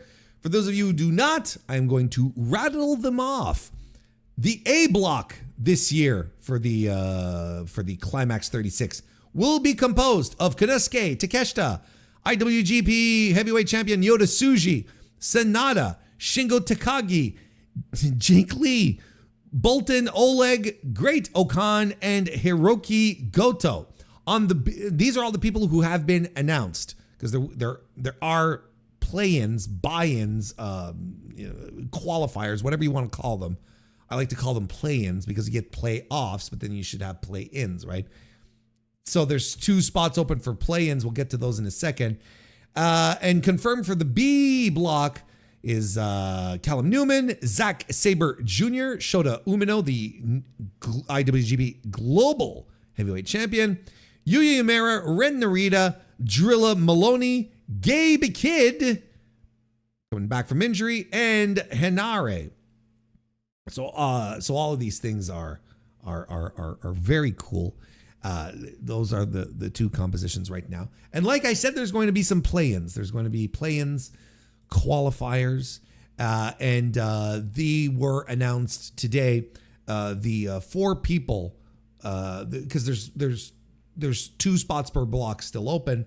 So the 4 matches were announced, and I speculated that out of the 4 matches, the 3 that were absolute locks to being in the tournament were Yuto Ice, Aaron Wolf, and Ryohei Oiwa. A lot of people were like, oh, but Oscar, he's going to be in the 2. Oscar's kind of like, I don't quite feel the Oscar. But now that I've seen the match, it's like, he's probably going in as well. Here are the 4 play-in matches that we get. Yuto Ice versus Taichi. That should be a lot of fun. I think Taichi is going to get something good out of this big jelly belly boy here. Big belly boy. Yoshihashi will be taking on Aaron Wolf. Oscar will be taking on Yujiro Takahashi. And Ryohei Oiwa facing El Fantasmo. For some reason, a lot of folks think Fantasmo has a chance here. Like, no. No, and I like El Fantasmo enough, but I think his days of being like a pushed commodity, I think they're done. And there's way more upside in giving this time to Ryohei Oiwa than ELP. And Scar, well, I think the winners are all pretty clear, right? I think overall, but hear me out. Oscar,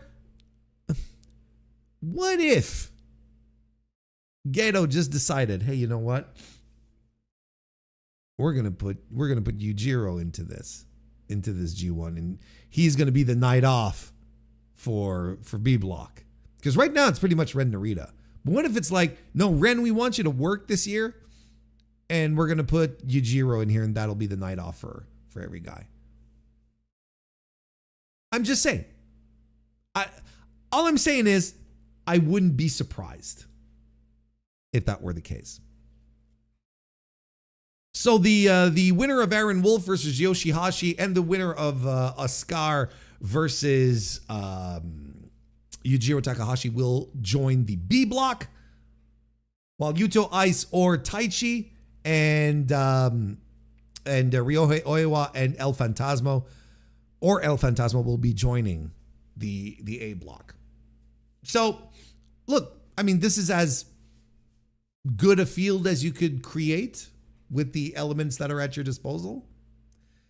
I don't think there's any big surprises here. I don't think there's anything that I don't think there's anyone in this. I don't think there's anyone in this field where you're like, oh, what a shock, It's like, why are they doing this guy over that guy? I don't think there's anyone here necessarily where that is kind of out of the ordinary. I think it's the best with what you got. I mean, you could just not use Jake Lee at all ever, but I guess he's the night off for A block. He's going to be the night off. I hope so. I mean, I say this that, oh, well, obviously he's going to be but fucking hell. Jesus Christ. Hey, King of the North, nice to see you. Welcome to the chat. It is nice to see you. So, when I first saw the blocks, when they were announced, obviously we didn't know. We didn't know who the play-in matches were going to be. We didn't know what the play-in matches were going to be. So, we just had the confirmed blocks of the confirmed blocks of 8. I was looking at this and I was like, hey, you know what? I think A block has a bit of an edge over block B. There's a lot of good stuff in block B. I'm kind of excited at the idea of, in block B of, Drilla Maloney getting himself over with the New Japan crowd. That could be a lot of fun. Hanare being in it this year. Like that's tremendous as well. And then you've got, you got Yuya, you've got Zack Sabre Jr., Gabe Kidd. Holy fucking shit. Did he look like $1 million when he removed his hoodie? Complete transformation. This fucking guy looks tremendous. I'm like, okay, motivated Gabe Kidd, all healthy, leaned out, looks like a fucking machine. Like, okay, yeah, I mean, there's a lot of good stuff here. And I was like, the A block has just a lot of ass kickers. And I'm like, this is probably my favorite, but just edging out a little bit. But ever since they announced that both Yuto Ice and Ryohei Oiwa were going to be in A block, and Asuka is going to be in B block, then I'm like, okay, so the block to watch is going to be the A block. I think that's the one that has, I think that's the one that's going to be the most exciting from them both. That's the one that I'm most looking forward to. That's the one that has the more compelling matches, the more kick-ass stuff to come. So, A block has my vote. You're throwing in a Scar on B block. That sort of brings everything down. I don't think Oscar is a great worker.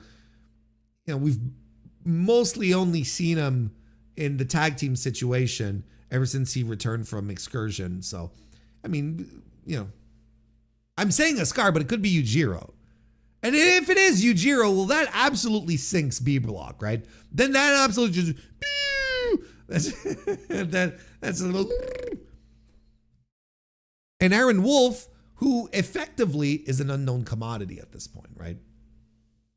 Hey, Jay Luthi, nice to see you. Welcome to the chat. Also happens to be a member of the MrWarrenHayes Show channel. And I will not stand for this slander, these slanderous lies being put on the internet of me being excited for Jake Lee matches. Mods, do your fucking job.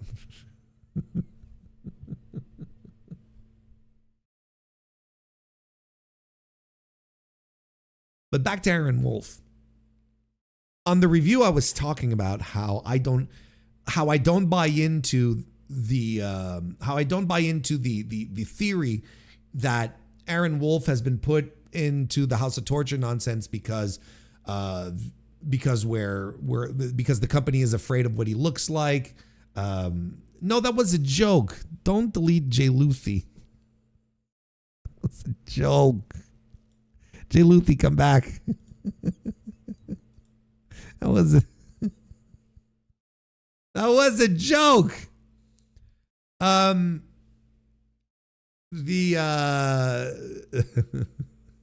but it was a joke. Can't you understand sarcasm? I was doing the bit. I'm not. But Aaron Wolf will be. He will be on. Okay. All right, fine. It's good. It's cool. All right. I'm thankful it wasn't a timeout. Thank you, mods. You're doing a great job. Appreciate it. I appreciate you. Kissy kissies. I don't buy into the idea that Aaron Wolf is being, smoke and mirrored with the House of Torture because the company is afraid that he's not ready, right? That he and that his progress isn't going as well. Look, with the match that he had on Dominion. Again, not a blowaway match, but his stuff is perfect. His stuff is just, it works. It connects. It looks good. His selling is very, very good, which is, again, like I talked about in the review, selling for a combat fighter who's coming into pro wrestling is one of the most difficult things to switch into, because when you're in an actual combat fight, when you're not supposed to show you're hurt, you're not supposed to show you're exhausted, you're supposed to, like, when's the last time you watched an MMA fight? Period. Ayo. No, but when's the last time you watched an MMA fight where a guy hurts his elbow, and then for the rest of the match he's going, ooh, and then he throws a punch, he goes, ooh, ooh. No one does that. It's a pro wrestling thing, and combat fighters are trained to not to push through the pain and not show where you might be hurt, so that your opponent doesn't use it to their advantage. Whereas in pro wrestling, it's part of the storytelling technique to sell, so that people clearly understand what's going on. So, like, that's exactly the thing, right? For Aaron Wolf, his selling is great.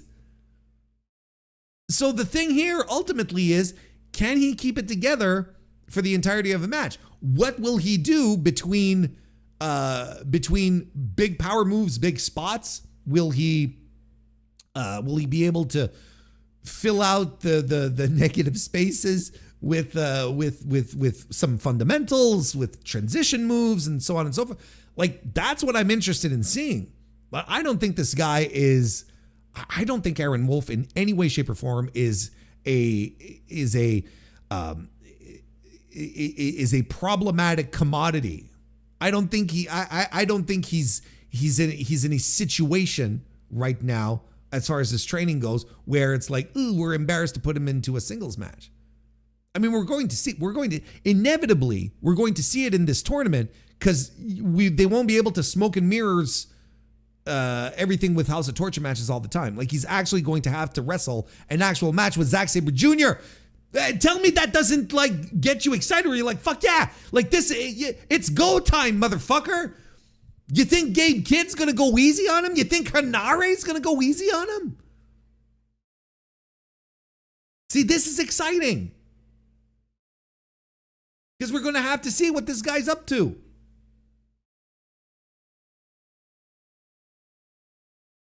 And the other side is pretty good.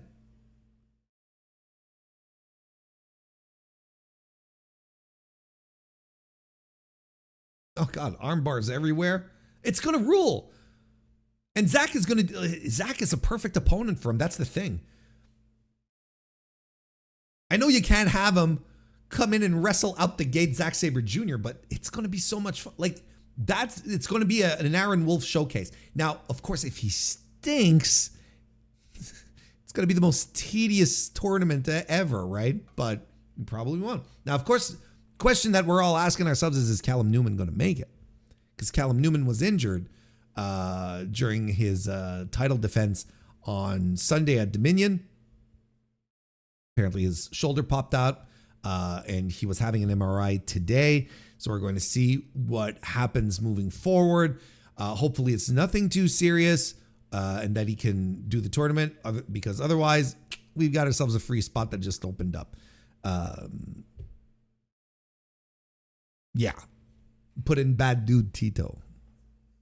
Put in Hartley Jackson. just for fun.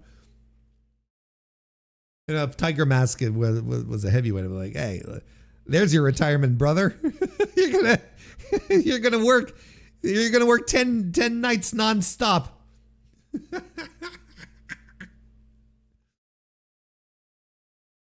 Anyway, so, hopefully Callum Newman will be okay. I'm not particularly excited at the idea of Sonata in the tournament. I thought he wrestled fine at the at Dominion. I thought he was okay, but I feel like you know, we're going to get Sleepy Sonata at some point, very early on. It's going to be like, all right, okay. And then we have to deal with Jake Lee. God, I hate that wrestler so much. Just enough. Tiger Mask versus Jake Lee. Tiger Mask just slapping the shit out of this guy constantly. Just like shoot punches. And we're going to have another round with Konosuke Takeshita here. I don't think he's going to do as well as he did last year. Last year they tried everything to get him over. It didn't quite work out.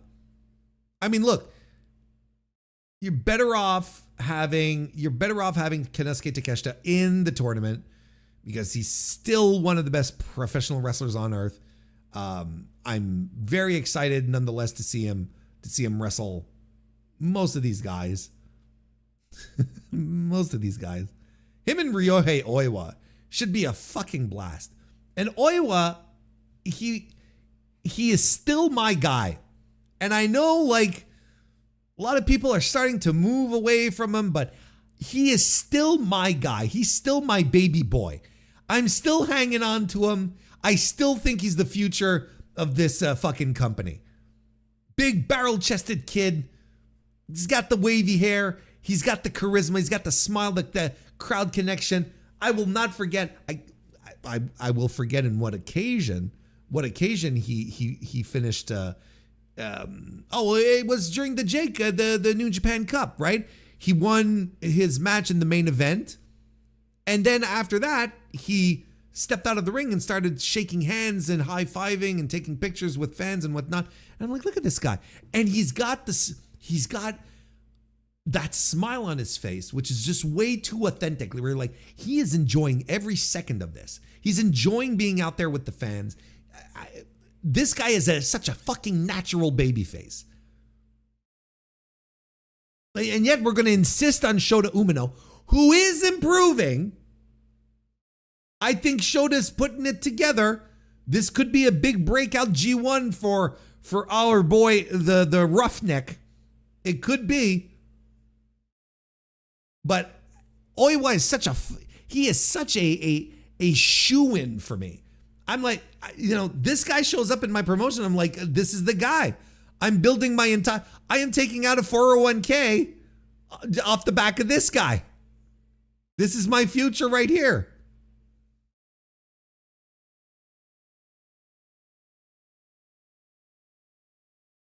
People forget Oiwa worked at N1 Tour during his Noah excursion.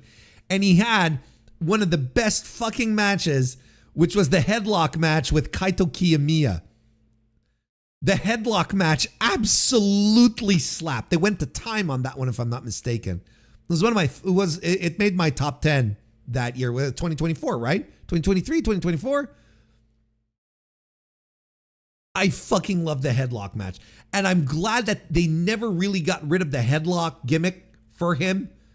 And now they seem to be leaning into it. It's like, because even Tanahashi gave it a name. He called it the big grind, the big lock, or something like that. Okay, I fucking love it. Ryohei Oiwa, he's the dude. Like, he's not winning the G1, but he should. He should.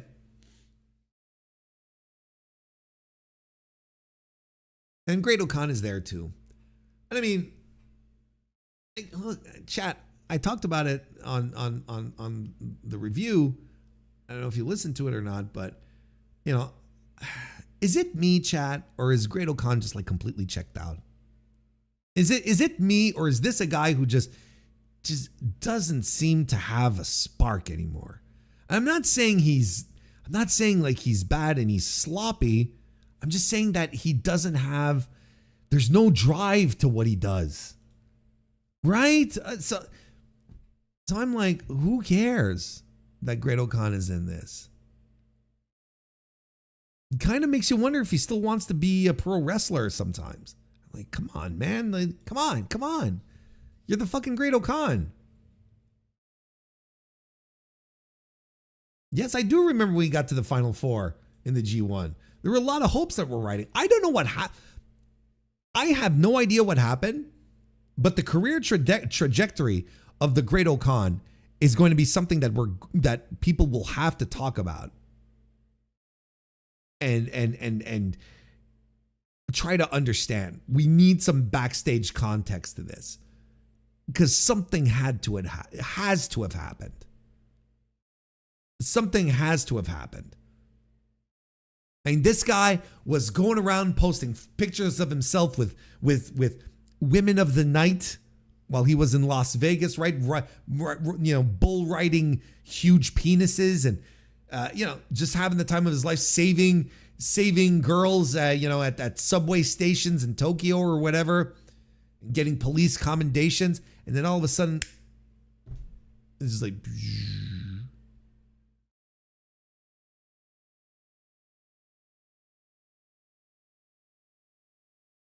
I don't know. He's not into it. And if he's not going to be into it, I'm not going to be into it. You know what I mean? I'm not going to be screaming at the top of my lungs for more Great Okan. And, Bolton Oleg in here on the A side, always kind of like he's always like the forgotten guy of the younger guys. And yet he shows up and you're like, hey, yeah, I like this guy. It's like, yeah, all right. And I feel like more and more like he's finding a way to do the gear switching and raise to another level. And I like Bolton Oleg. I hope he has a great tournament. And I hope Yuya has a great tournament as well. I like Yuya Uemura a lot. Shota's probably going to get pushed, right? It's like, they will have never given up on Shota Umino. And Shota Umino, the minute he gets an offer from Tony Khan, he is gone. Like, this is a guy, I'm convinced he is just waiting for the opportunity to go work in the U.S. So he gets along with a lot of guys who are backstage in AEW a lot more than he gets along with people in the New Japan locker room. The first taste of American money he's going to get from Tony Khan, he is out of there. I'm sure. Maybe not the first. Maybe not the first, but soon thereafter. Real talk, Shingo versus Take Soup is on my calendar for sure. Of course. I mean, pretty much everything with Shingo. Like, Shingo might be a guy who will no longer be pushed in New Japan, He's a guy who will, he's a guy who will transition into the Tomohiro Ishii role. I think that's where he's starting to be slotted in, right? But that's a good spot. Tomohiro Ishii would have great matches with whoever he fought against, right? It'll be the same with Shingo. Shingo and Soup, Shingo and Oleg, Shingo and Goto, Shingo and Ice, Shingo and Oiwa. He might even spark something under Great Okan too. You never know. I mean, he's going to try with Jake Lee, but, Shingo's good, but he's not a miracle worker. Oiwa can't get out of Zack Sabre Jr.'s shadow just like Fujita. I think this Super Junior went a long way to do that. But I don't disagree with Oiwa being overshadowed by Zack. I don't disagree with that. Sonata versus Jake Lee is what will play in purgatory for all eternity. Can you imagine House of Torture and the fucking goofball from the United Empire who comes out with this stuffed animal? Oh God, I hate this man so much. Like, I don't know the man, but the projection of Jake Lee, the wrestler, God, I hate him. I just cannot stand him. It is absolute 100%. Go away, turn off the TV heat.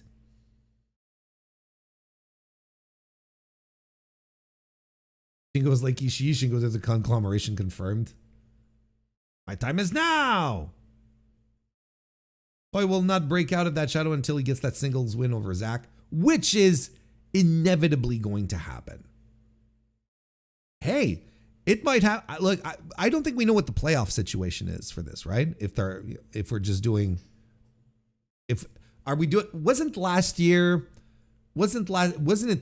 finalists last year? And like 2 and 3 had to fight to advance, and the winner got a bye. Like, wasn't that it? There were quarterfinals, semifinals, and finals, right? Right. So maybe in this circumstance, hey, maybe Zach and Oiwa will fight in a quarterfinal match here to end the G1, and maybe Oiwa gets his big win here. And that would be a big, significant win regardless, but maybe a big, significant win with extra stakes. Or maybe not.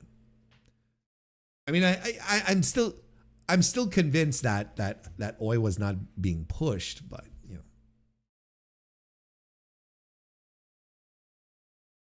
Yeah, right. Like, Finley and Evil got buys. It was something like that. It was like 3 finalists, and well, here, I'll pull up the wiki.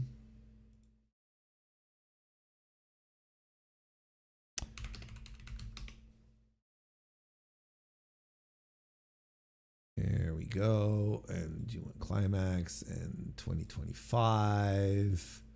And yeah, that's exactly it. We had 3 finalists per block. And second and third moved on to playoffs. Then you had the semifinals with the winner of each block getting a bye. It was Evil and Zack Sabre Jr. who had the buys. At Shota Umino, Yota Tsuji, David Finley, and Kanosuke Takeshita, who were all in the playoffs. You know, I kind of hope, crossing my fingers here, I kind of hope they don't do that type of scenario for the finals. I hope they just do like they did with Best of Super Juniors. I hope they just do, top two advance.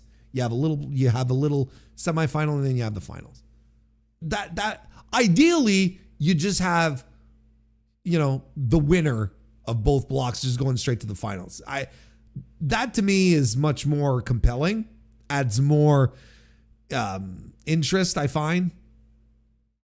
But heading into the if they want to do a playoff situation, I hope it's more like, just the top 2 moving forward. Top 3, it's a lot less fun. I feel the blocks aren't as meaningful then. I don't know. It's not, historically, I don't think it's not as fun to follow. It's not as fun to follow when you have all these multiple spots that are open and whatnot. It doesn't feel as tense. Doesn't feel like every point matters. Feels like, oh, I still have room to fuck up, But when you lose 2 in a row, you're like, oh, Jesus Christ. I got to start winning some matches here, right? And I also hope, this is one last hope and we'll move on.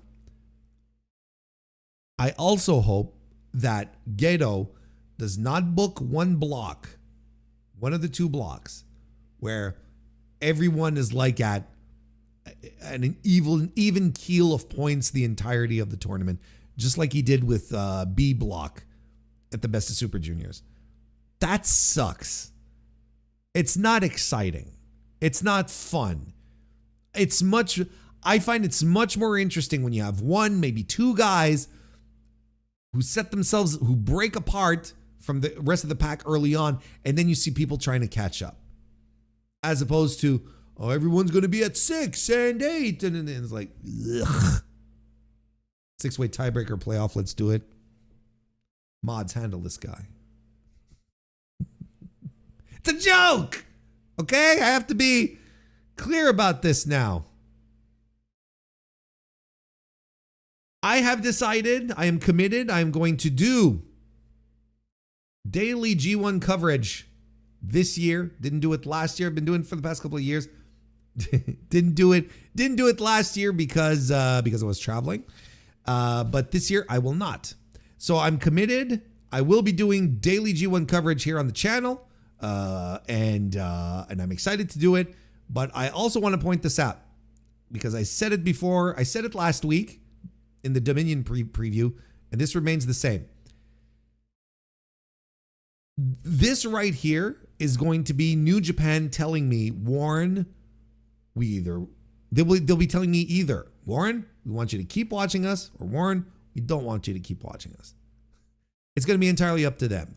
I need something good out of, I need a good, fun tournament this year. If we get a tournament which is anywhere close to what happened with the Best of Super Juniors this year, I think I'm going to be shutting the book on New Japan and checking in back on back with Wrestle Kingdom, because there is too much good stuff that I could be watching instead. I would easily swap New Japan for Stardom and watching Stardom more frequently in my viewing habits right now in a flash, just like that. So I'm going to get it. The G1 is an audition. And if I get fucking bored watching this and I start slamming my head against the wall like I was at some point during the Best of Super Juniors, because everyone was fucking doing bits. Everyone was doing bits. All I wanted to watch was pro wrestling, but then you had whiskey mists and ringing the bells and stuffed animals being put in cages and choking people out with socks and all this fucking bullshit. When all I wanted to do was watch some pro wrestling, I had bits. So you delivered to me exciting, top tier pro wrestling like Will Ospreay demands, like Yoda Sushi expects. I'll stick around. And no, I'm not dropping it for TNA if I do. No way in fucking hell.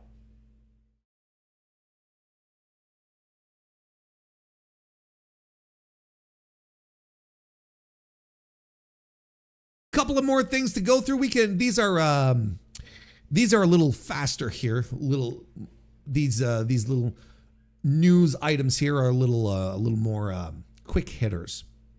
So we'll go through them. We're reading an article here off of Post Wrestling regarding some extra details on Bushiroad's sale of New Japan Pro Wrestling. Some interesting things came out last week. Bushiroad's transfer of shares in New Japan Pro Wrestling is expected to be finalized this month, and a Japanese publication reported additional details about the sale. It was announced in May that Bushiroad completed a stock transfer with TV Asahi and Cyber Agent.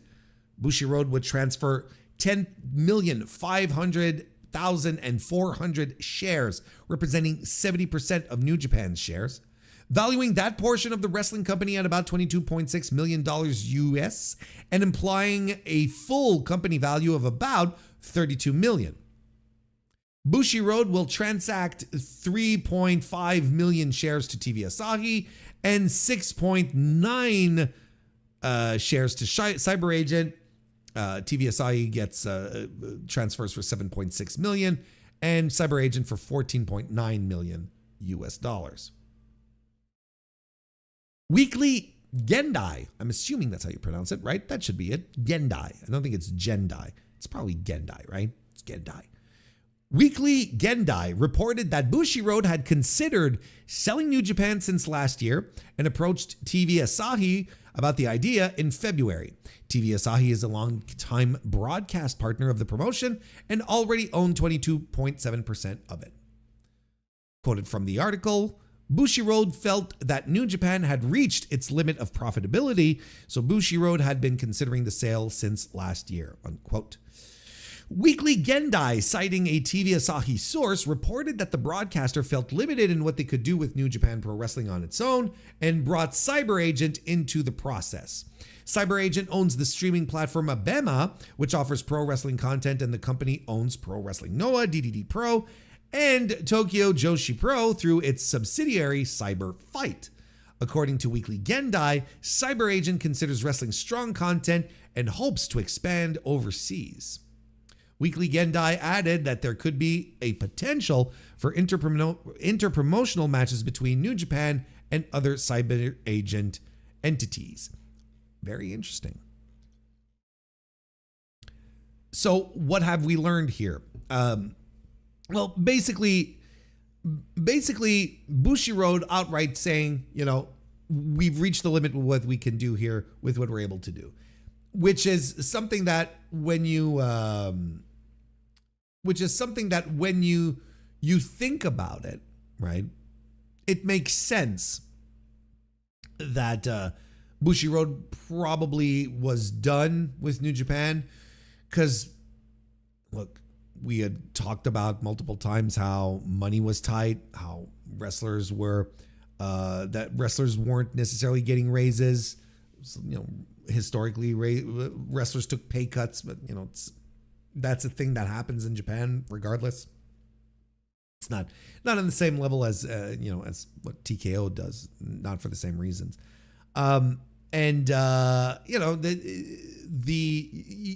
Everything felt pretty stagnant. There was never really any investment in production. Like everything, you watch a New Japan stream in 2026, it looks the fucking same as it did in 2019, like exactly the same. So you're like, okay, well, where are the improvements? What are we doing? What's the thing? What's going on? It turns out that's Bushiroad was like, this is how far we can take it. So it makes sense then to turn to the TV partner, and the TV partner then turns to the promoter, like the people with the actual experience in putting on these shows, going, well, we're a TV outfit. We don't know how to do live promotions, right? Live shows. So why don't you come in too? And they were able to find common ground and do the transaction. Look, I still think this is overall going to be a positive for New Japan. I think this new influx of fresh money is going to do wonders. Well, I'm hoping it will do wonders for New Japan. Look, Bushiroad, for all intents and purposes, if you read between the lines here, had stopped investing. They were like, there's nothing more we can do, so we're just going to stop putting money into the company, which can explain as to why wrestler conditions had deteriorated a bit, like Yota Tsuji talked about. Well, not deteriorated, but they weren't actively being improved. Let's put it that way. So there's that circumstance there. There's the idea that there's the idea now that Cyber Agent will want to get some return on investment. So I'm sure we're going to see some upgrades. We're going to see some. I wouldn't be surprised if there are some upgrades to the quality of production. Look, Pro Wrestling Noah is a fraction of the size of New Japan, and it has a tremendous production value. Why wouldn't we be able to replicate that with New Japan? That would be great. Better salaries for those involved would also be great. Basically the TNA dream. That's essentially it. So I still think overall for the company, it's a good thing. Is it a good thing for professional wrestling in Japan? I'm not quite sure. I don't know about that. I really don't know. With the major wrestling companies all operating under one same roof, or having one same owner, I should say. I don't know. I don't know if that's a good thing. My gut says no. Anyway. Those were some interesting extra details that I just wanted to share.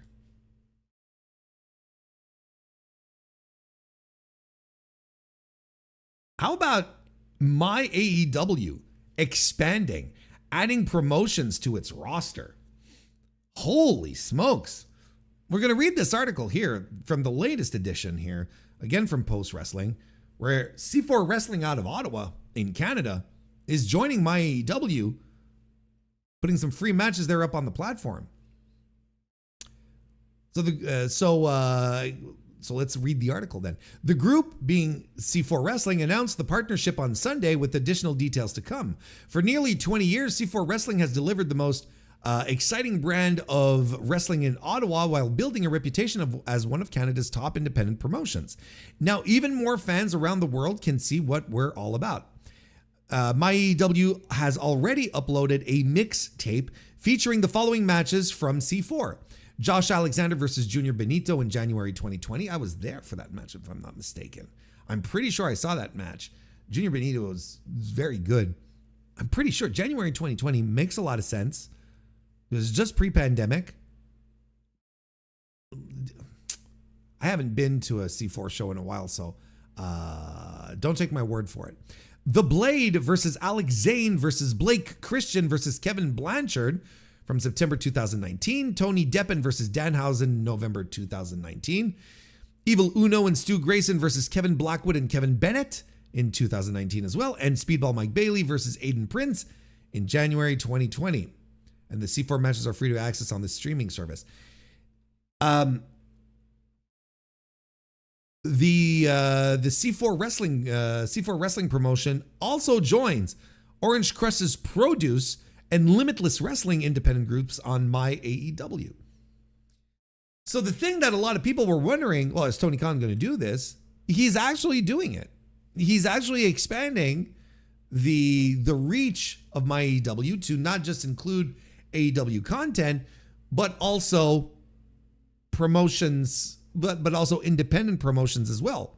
Limitless, the produce show from the Orange Crush guy, which at this point I really have to see a show now. Like this show has to happen. I know it's happening in a couple of weeks, but it's like Jesus Christ, man. Anyway, discussion for another moment, I guess. And now C4 was C4 Wrestling, which is, let's just call it what it is. It's the Canadian super indie. It's great. And Mark, the owner, is such a good guy, a cool guy, and he understands the business. And not only does he understand it, he loves the business. He loves pro wrestling on top of that. So I think this is a good move. It's interesting because not that long ago, when it became very, very, very apparent that Triller was falling into the shits and whatnot, people were like, well, why doesn't Tony Khan just buy up Triller? And I think the problem is that, Triller comes with all the debt, and no one wants to buy a company that is so heavily in debt as Triller is. But you look at this and you're like, Tony Khan doesn't need to do that. He doesn't need, he doesn't need to buy Triller. He can make his own wrestling Triller. He can just keep creating relationships with these promotions and then we'll move on. Now, I am very curious as to what these agreements look like. So C4 right now have just uploaded a few matches.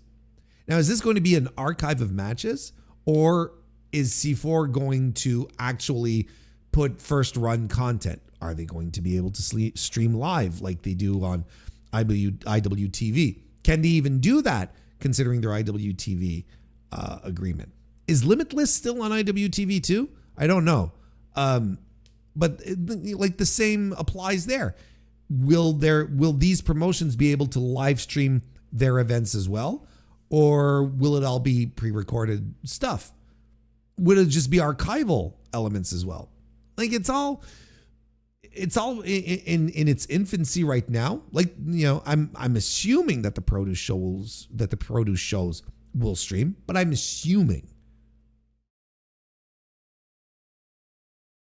I'm very interested in finding out what the terms of these deals are. What kind of payouts are they getting? Is there any kind of dastardly considerations that are being put in to these contracts with Tony, where it's like, oh, well, we get to buy you guys out whenever we want type of thing, one of those. I wouldn't think so, but you never know.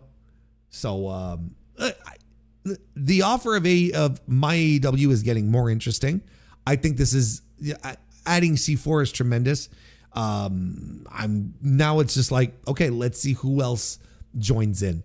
Let's see who else of the disaffected indie promotions who were maybe reliant on Triller, maybe reliant still on IWTV, but would like to, expand, stretch their legs a little more. Let's see what all of this is going, what all of this is going to do.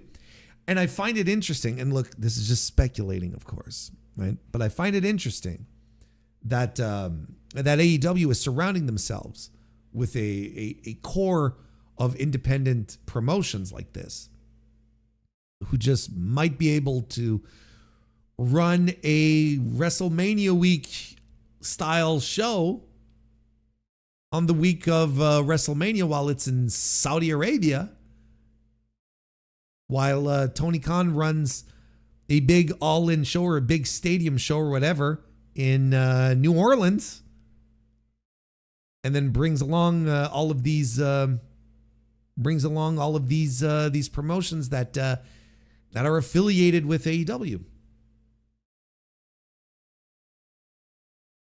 And CMLL and Stardom and Nuge and so on and so forth.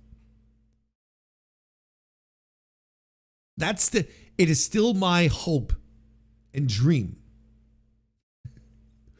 for AEW to do a thing in New Orleans while WrestleMania is held in Saudi Arabia next year, and finally give a big show to Saudi Arabia. Oh, Warren, they're getting money in the bank. I said a big show. And there's still time for them to pull that show from New Orleans, right? There is still time. Anyway, so that's good news. Well, we could talk about this on Thursday, but I just want to make a note here about this. When we were talking about Forbidden Door, we were talking about how it's not quite the same and different. This is a match that has the essence of Forbidden Door right here. This, folks, fucking rocks.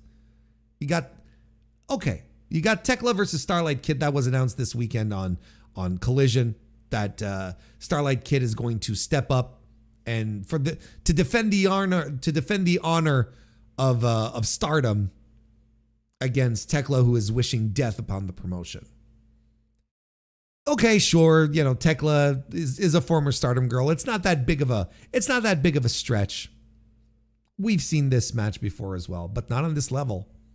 Not on a level where Tekla is absolutely just like a complete and utter beast. Tekla is consistently one of my favorite things on AEW television. Consistently. She's so good. She is incredibly good. And then in the meantime, we're getting Starlight Kid as a challenger, who is one of my favorite wrestlers, one of my favorite Joshi. She was very high on my 30 under 30 list on my own ballot, because she is absolutely remarkable. If you have never seen a Starlight Kid match ever, I'm crossing my fingers that she is going to have a Starlight Kid level match. I hope the call that Tony Khan gives these two women as they're going through the curtain is, go steal the show, girls. Because these are two women who can do it. Starlight Kid is so fucking fantastic, and she's charismatic and so on and so forth. Look, she's one of these wrestlers. She's petite. She's incredibly small. But she moves so fast, and her striking looks good, and her moves are so crisp. She's the kind of wrestler that, in fact, she's the archetype of a wrestler where when people start talking about, oh, Rio, everybody loves Rio. You bring Rio back. Rio's so great. I'm like, Rio's fine.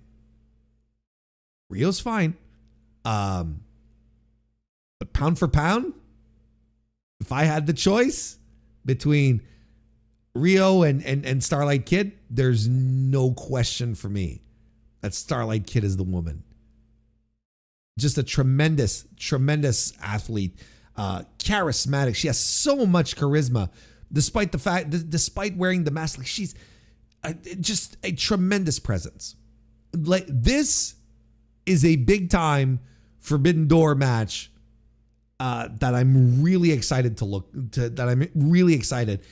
Add this to the pile of matches that I'm excited for Forbidden Door. This one here, of course, Swerve versus Will, and Kenny versus Zack Sabre Jr. Like, those are right now. That's the pay-per-view for me. That's you could just put that show on with those 3 matches. I'd be satisfied.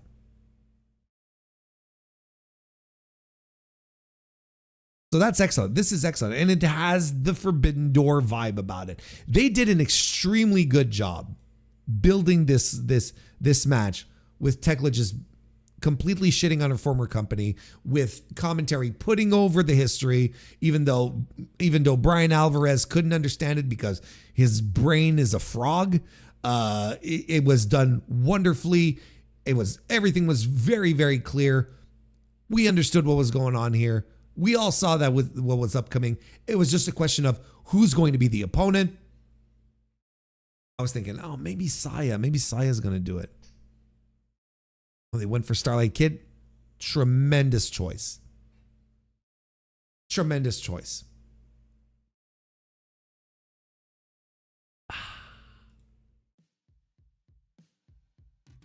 There we go.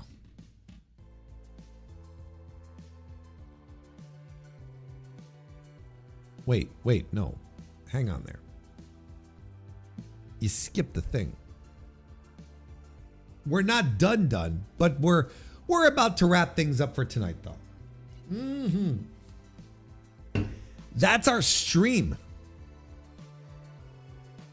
Nice action-packed stream. I enjoyed it. Hope you did too. A couple of good streams there, back to back. I enjoyed it. Was a good time, and I hope you had a good time too, hanging out with your Monday evening with me. I appreciate it tremendously, especially if you're still here at the end. That's awesome. So Wednesday is the Mr. Warren Hayes show. Thursday is the Dynamite review, and later on in the evening, another live stream right here just for you. And we're going to be getting ready, and we'll be ever so closer to Forbidden Door. We're going to start getting the G1 hype going as well.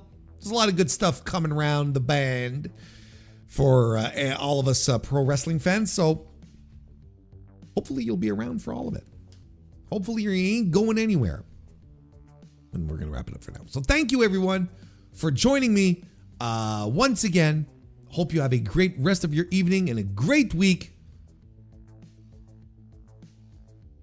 I'll see you next time. I don't know. I tried to add something else. I didn't know what.